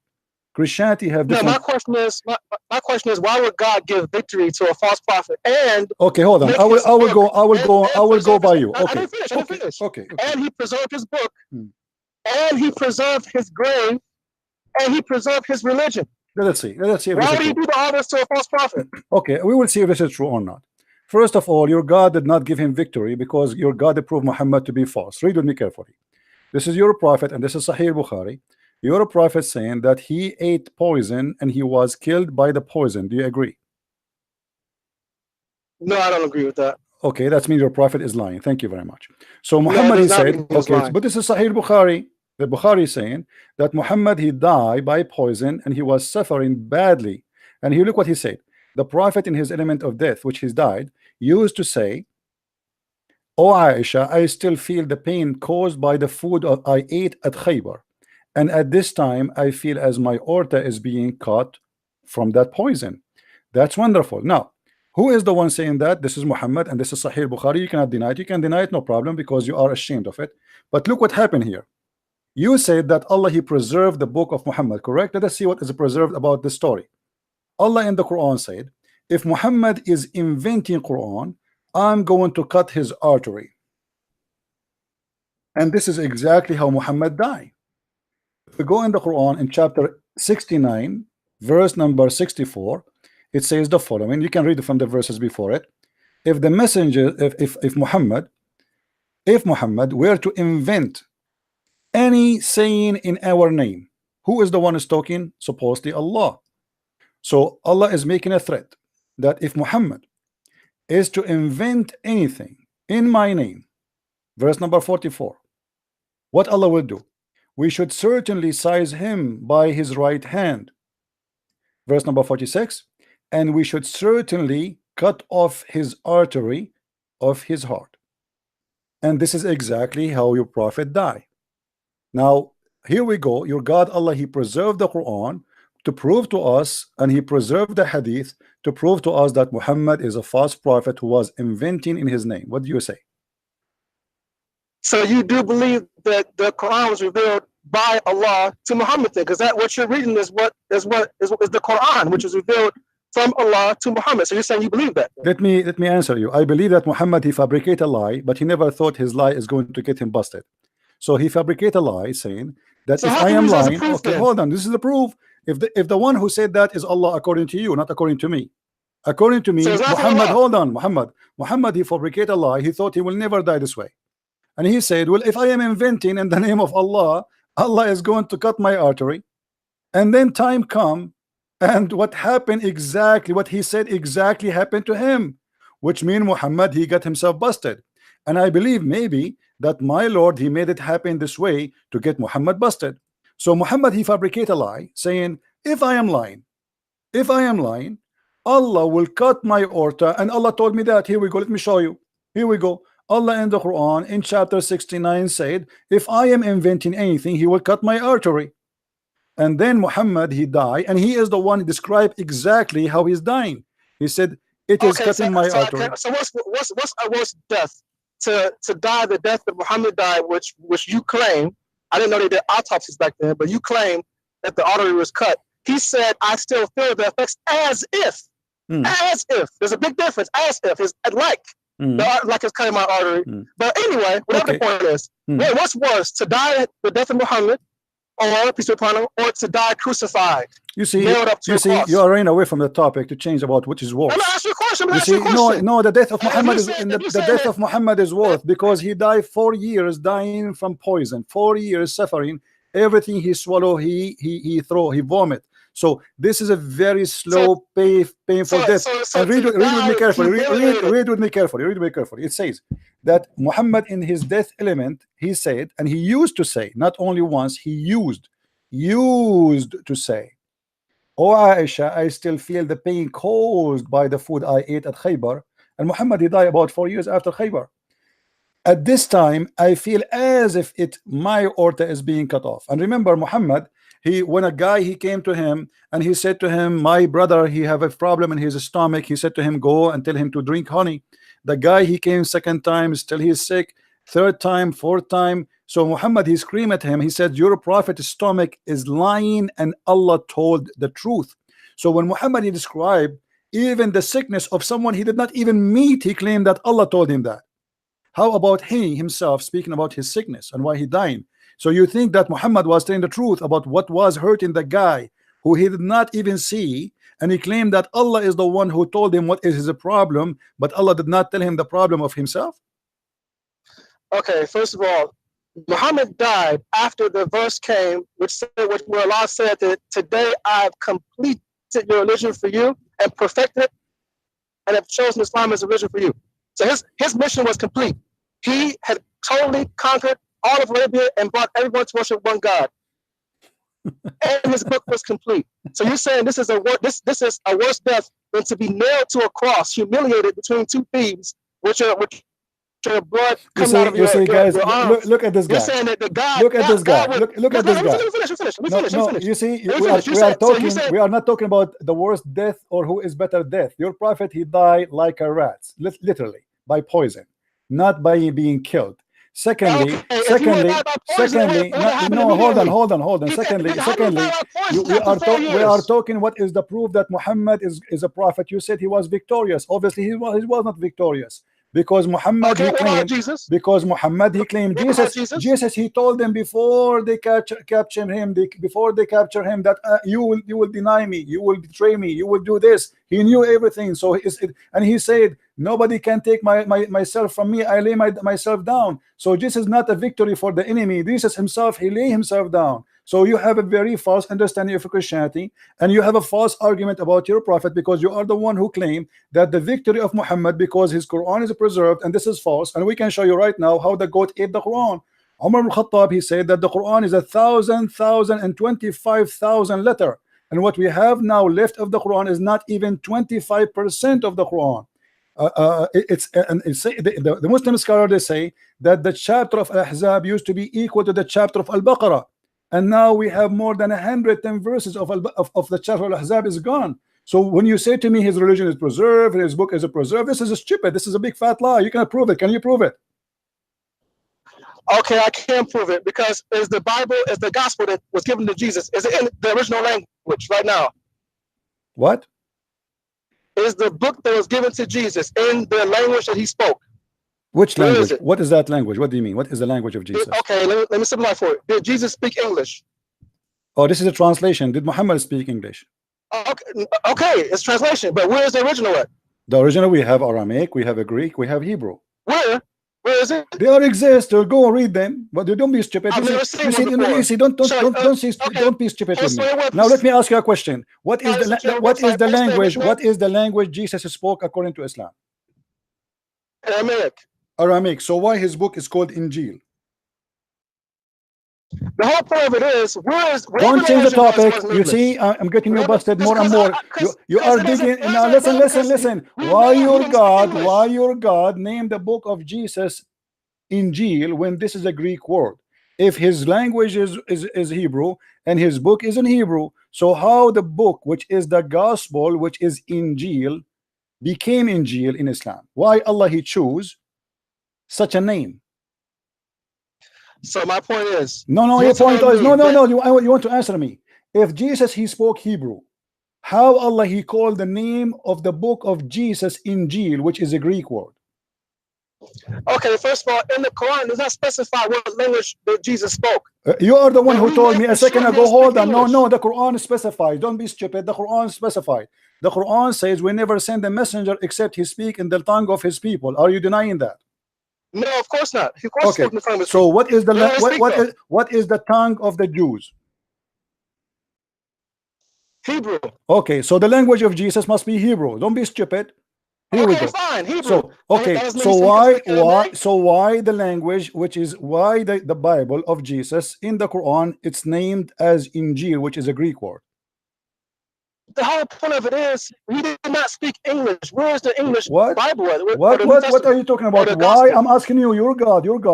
He named him. Your God named the book. My point who is the one who chose the word? Shut up. Answer me. Don't play games. You can't play games with me. Why the name of Jesus called Injil when Jesus he spoke Hebrew? Go to the Tafsir, you'll find out. You do tafsir. You are the ones. You see, you are getting busted. You agreed with me that Allah he never sent a messenger unless he speak the tongue of his people, and we show you the verse in the Quran. And now we are asking you. You are the one who mentioned the language of Jesus. You said to me, why the Bible in English now? Which is very silly. Like you're talking like a kid. And now we ask you the same question. Why the Quran is in English? So now why is that a translation? Is that a false translation? Are you saying to me? Are you saying to me that Allah? You are just a kid. You just want to shout. Are you going to talk or you want to shout? I'm asking you. I want a serious answer. Don't tell me so. Go and see the tafsir. Why Allah he chose the word Injil, which is a Greek word for the name of the book of Jesus, if he is a Hebrew, spoke Hebrew? Go ahead. I don't know why it's called Injil. I don't know what language Injil is. I don't know why that was chosen. Okay, let your dad call me. Let the man of the house call me. Don't tell me go and read tafsir. You're being stupid. You're jumping like a monkey from a topic to the topic to a topic to a topic. If Muhammad is proven to be a prophet because he killed and he was victorious, that means Trump is victorious. Here we go. ISIS is destroyed. That means he's God. He's a prophet. That's stupid. That's the most stupid argument. Muhammad he died like a rat and he claimed victorious. And not only that, Muhammad he claimed that when he died, his body will not be consumed. And the Muslim did not bury him for 3 days. And then they noticed that he started farting. His belly, the fart was coming like crazy. His belly became so big from gas. His nails became green. And even Ibn Abbas, he said, قد أسن الرسول, bury him, he became stinky. فهو يأسن كما يأسن البشر. What victory? Forcing people to convert to your religion, this is not victory, my friend. The same day Muhammad, he died, the same day tens of thousands of Arab left Islam. Go and read the word, the history is called the War of Apostate. The same day Muhammad died. They just heard the news. What victory? Victory of a sword? You lost your sword. Your sword is not with you. Numbers mean nothing, because you Muslims are many cults today, and you are killing each other. You call yourself Muslim. Like, the funny about Muslims, you say to them, is the Shia Muslim? They say no. So why you count them? Why you count the Shia when you count the number of Muslims? Why you count the Ahmadiyya? Why you count the Duruz? Why you count the Batiniya? Why you count? They count every funny, stupid cult. Even they count the cult of what is called the Louis Farrakhan. They count, but you ask them about details. Suddenly, those are not Muslims, and those are not Muslims, and those are not Muslims, and those are not Muslims, and Muslims. So who's Muslim? Nobody. Even the Muslim, even ISIS, they accuse Al-Qaeda not to be Muslims. And Al-Qaeda accuse ISIS not to be Muslims. When we ask the Muslims about ISIS, they say they are not Muslims. So who's the Muslims? Nobody. Nobody. Your numbers is potato, my friend. Don't call me. Don't call me. Let your dad call me. I want the man of the house to call me, your mom. With my respect to your mom. A bunch of kids, they have no idea what they are talking about. The proof of Muhammad to be a prophet, that he was victorious, he was not victorious.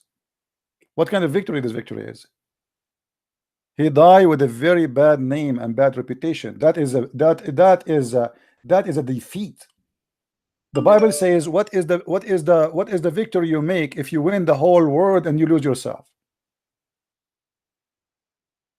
Look at us right now.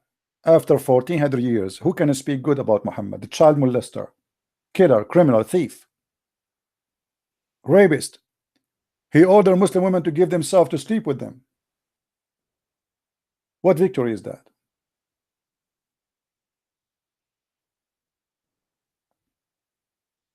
The victorious is the one who make people love him. Can you hate Jesus? You cannot.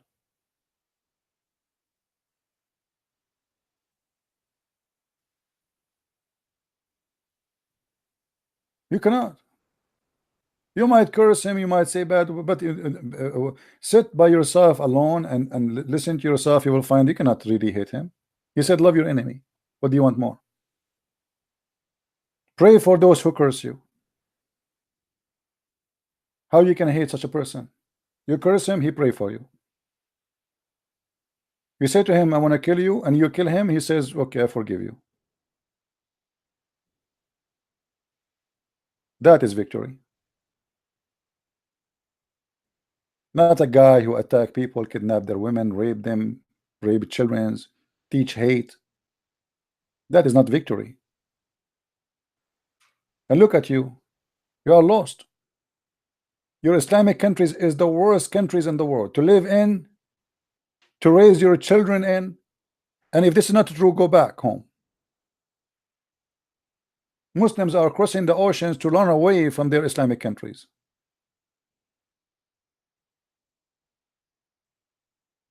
In Jordan, they forbid taxi drivers from having a stereo. A stereo with a like you can play songs. Why? Because you go in the taxi driver right away he start playing like 6 tape, you know, audio. When he have a female in the back, filthy. In Saudi Arabia, a woman, she cannot walk alone in the street, otherwise she will be kidnapped in 2 seconds. If a woman she go in the bus in Egypt, you will see what will happen to her. 1,000 dogs were around her, touching her all over. Go and see what Islam about my friend. Islamic countries are the worst. You are proud about what? I don't know. In the Middle East, we have to have bars over our windows. In America, we don't have bars over our windows. You cannot find one single house in the Middle East without bars, because if you don't have bars, your house will be wrapped in 5 minutes.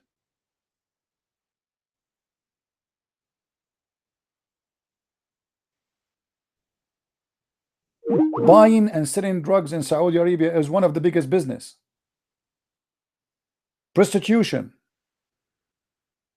Even if you go to Europe, if you want to buy a passport, fake passport, if you want to buy a stolen phone, if you want to buy, you go to who? You know the answer.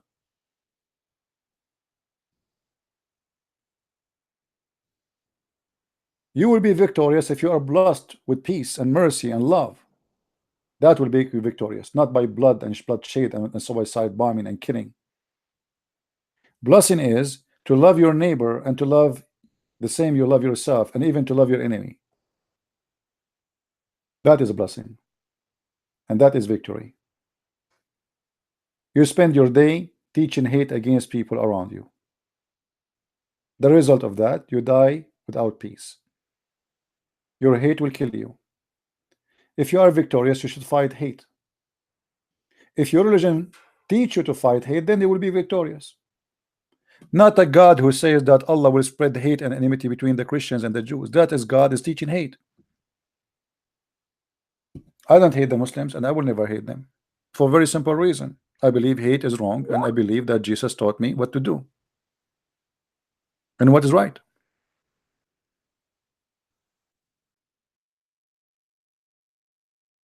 When the Quran says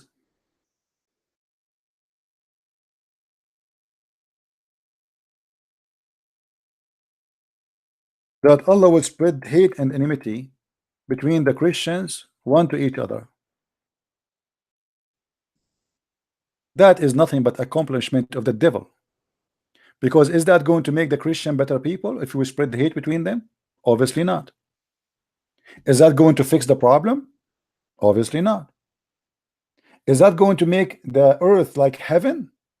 Obviously it's the opposite. It's going to, this is satanic. God who target people to spread hate, that is devil. That is not God. This is the God of earth. He's the devil. The true God, if those Christians are lost, you show them the truth. You don't make them hate each other. What is that? Guide them, show them, teach them, love them, so they can see better.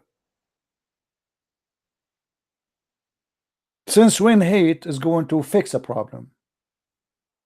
That is victory. If this is victory, then what is who you know, when you spread hate between the Christians and you make us hatred people, is that going to bring you a benefit? You see, actually here you see that Islam is a false religion. Very easy, because this is God is spreading hate. And same time, thank God that the Christians don't, this did not happen to them, which means Muhammad, he made a promise here that Allah will spread hate between us. Because imagine if we Christians, we hate the Muslims and we decide to destroy Islam by using weapon, Islamic countries will disappear in 5 minutes. You are no match in any war. But thanks God we follow Jesus. You should be yourself, you should be thankful that Christians don't do what you Muslims do. Imagine if the Muslims are the one who have the power of America. Imagine if the Muslims are the one who have the power of Russia or China. Just imagine what will happen to this earth.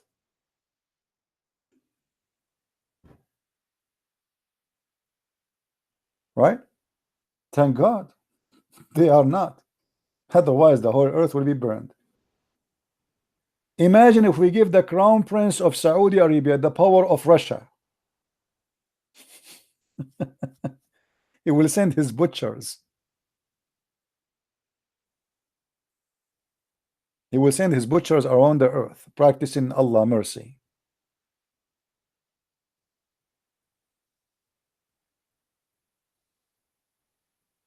Actually, once a Saudi prince, he told me, he said, thank God. He was talking about his God. He said, thank God we don't have the power of America. I said, why?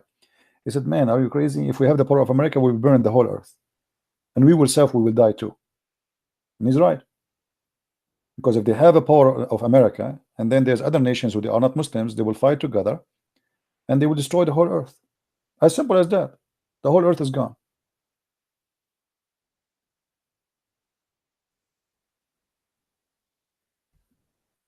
But you notice here, when the Muslim, he called me, how his logic work. The second you spank him, you get him in the corner, he jump, he changed the topic. Go back in the conversation and see how he jumped from a topic to topic to topic to topic like a monkey, in order to avoid what he claimed himself. You see, he is the one who called me, and he is the one who made the logic. And when the second we get him busted with his logic, he changed the topic right away.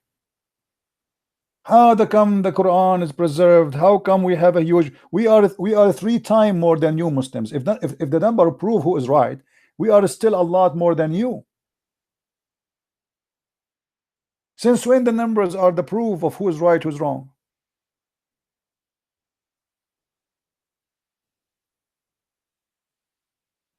Even by numbers, if this is the scale to who is the winner, who is right, who is wrong, that means we are the winners.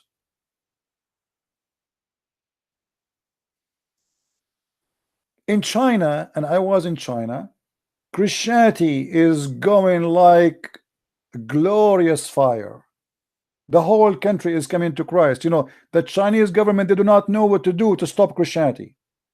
Every month they destroy a church. Every month, at least. Mega huge church. You cannot stop it. That's it. China is coming to Christ. I assure you, in less than 50 years from now, the president of China will be Christian, and he will take his first oath on the Bible.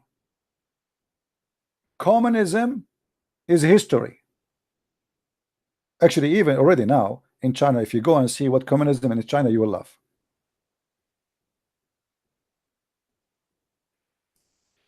Hello? Hi, my brother. It's Mr. A. Hey, my friend. How are you? I'm all right. You know, earlier here, you talked with a guy. You mentioned that it was not Muhammad that spread Islam. It was Omar and Abu Bakr and all those. Right. I thought, why you don't talk little about his companions? His beautiful and kind companions that have learned a lot of lovely things from him. Why not talk about their acts? They are the same. They are the same. They are you know, criminals, bunch of criminals. You know.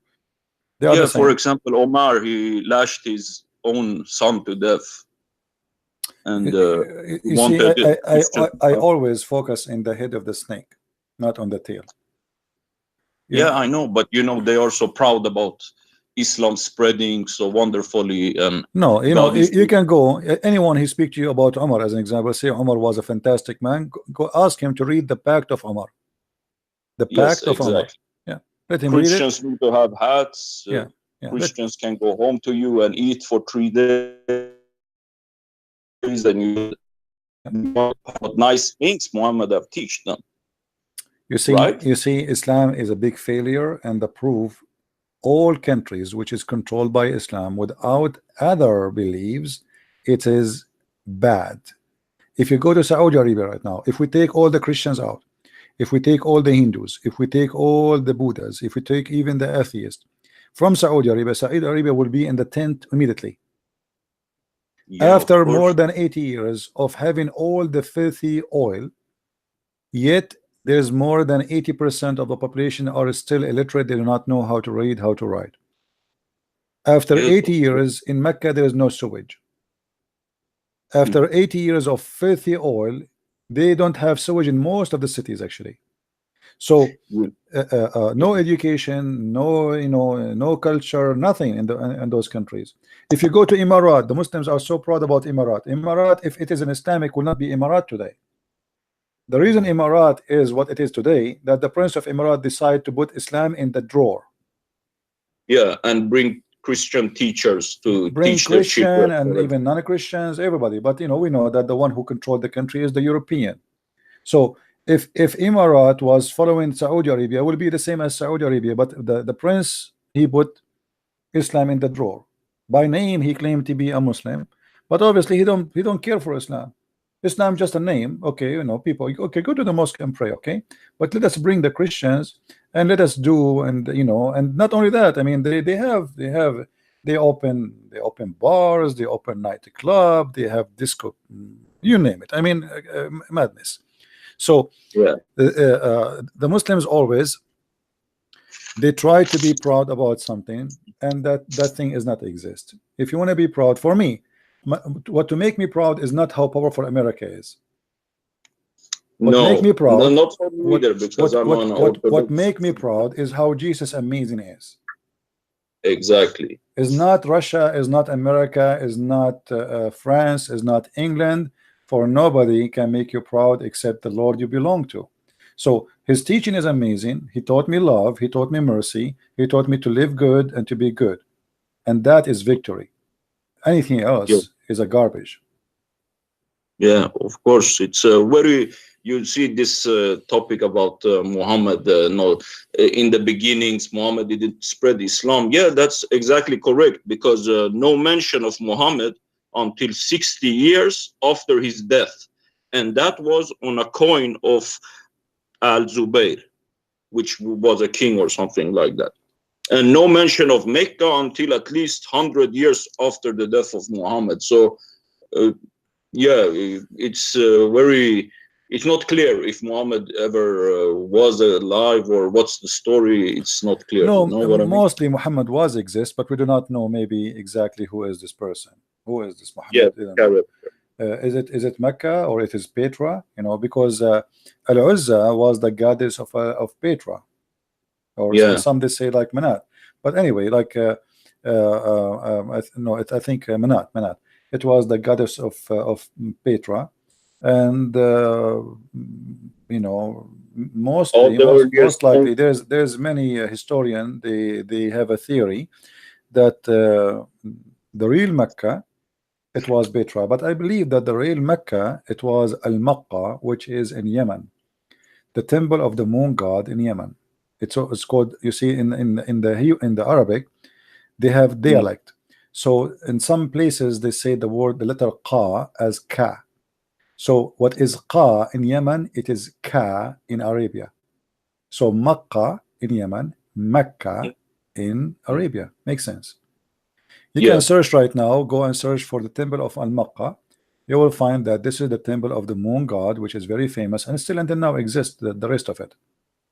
Yeah, I guess it's from there the concept of Isis, the name Isis, which is the name for the moon god, lives in Islam, and the moon of the symbol of the moon and the star. And then you got the Yemen is the real Arabs, which I think the Quran is saying. The Yemen are not really real Arab. The Yemen later occupied by the Arab. The Yemen never was Arab, and you know, because the temple of Al-Maqqa, they did not even find one Arabic word in it. But what does the Quran mention? That the real Arabs are from Yemen or something? No, first of all, there's nothing called real Arab. No, Arab are not an ethnic. It's a lie. Arab are whoever live in the desert. Arab is an Aramaic word for those who live in the desert. It's not an ethnic. Yeah. This is like, you know, Aram. You know Aramaic, right? Aram is Aramaic are the people who live in hills, and Arab is the one who live in the desert. So it doesn't matter who live in the desert. They call them Arab.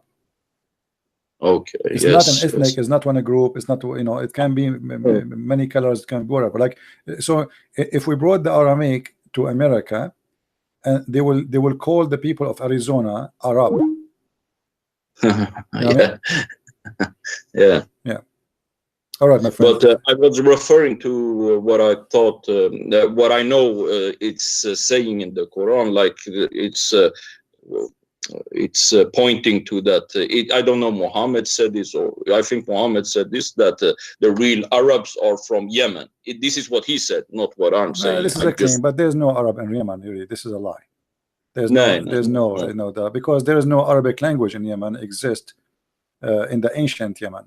You know, this is something new. You know, actually, even the Quran is speaking about the people of who the Jews, they killed them. Supposedly they are Christians, and he burned them. The Jews, they open like a tunnel in the ground, and they made a fire, and they burned all the Christians in that tunnel. So yeah, this is in chapter 85, verse number 4. So even the Quran confirmed that this was not a country for the Arab, and have nothing to do with the Arab. And those people who lived there first was the Christians, then the Jews, they took over it, and they killed the Christians, and then and I believe this is the story here. It's a mixed up story with many things. You know, Muhammad is trying to collect stories from here and there and try to make it a story. Maybe we can talk about that in some other time. Anything else, my friend? No, not really. I wanted to see here if I know your listeners and your audience, they know a lot about Islam now, and they have a strong knowledge in Islam. But I think our Christian brothers must have a strong knowledge in Christianity too. So I wonder if you want to hear a short encounter with the Holy One and Abraham, with the Son of God and Abraham, with the love of Noah and Abraham. If I can share you a short encounter from the Old Testament. Let us you know, do maybe in some other time, because today it's already 7 o'clock in my time, 7:10, and it's already really getting late for me. I understand. Yeah, so let us, maybe you can call me some other time and you can share with me whatever you want. Of course, of course. Thank God you, bless you, my brother. God bless. Take care. Take care. Bye. All right, my friends. Thank you, all of you, for being here. Look like Muslims are they could not find a smart Muslim to call us and to show us how Islam can be fit in any scale to be measured as a religion. You know, I don't see Islam as a religion. Islam, obviously, it's just a collection of cults. It's not even one cult. It's a collection of cults, and the Muslims, the poor Muslims, trying to make us believe that it is a religion, when everything in it proven to us that it is a very, very bad cult. Nothing makes sense. There's no connection between stories. Their book is funny, full of fairy tale stories. The prophet have a very bad reputation, very bad ethic, very bad behavior, and he's not even qualified to work in the post office if you check the post office qualification, because the first thing to have somebody work in the post office is to be trustworthy, because he will go inside houses, in the yard of families who they have children playing there. This man, he cannot be allowed next to children. He been accused of a theft, he been accused of a rape, he been accused of killing, and all of this documented by Muslims and written by Muslims. You see, remember, all the reference we have about Islam is written by Muslims, which means anything is negative said, it is Muslims who deliver to us. But for the Muslim was not negative. For the Muslim, they call it victory. You see the logic? This is why Muslims, they reported those stories in their books, because when you are victorious and you think that this is the way to live, then why you will be ashamed of it? So because they were not ashamed of Muhammad marrying a child, they wrote the story. Because they were not ashamed of Muhammad raping women, they wrote the story. Because they are not ashamed that Muhammad, he take the booties, they wrote the story. Muhammad kidnapping women from their husbands, killing the husband and the son and the child, and raping them, they were proud about it, so they read the story. All those stories are written by the Muslims, for at that time they were not ashamed of it. Today the Muslims are not victorious. They are not the superpower army in the world. They cannot force you to say this is amazing. So they start denying stories. They start picking up stories as they wish. Stories they like it, make Muhammad look nice, they say we approve it. stories make Muhammad look like a criminal or stupid, they disapprove it. But that will not work with us, and we are here to get Islam busted. Thank you very much for being here. May the Lord bless you. Until we see you soon again, maybe tomorrow if we can. Christ is Lord, Islam is false. And see you soon again. Thank you.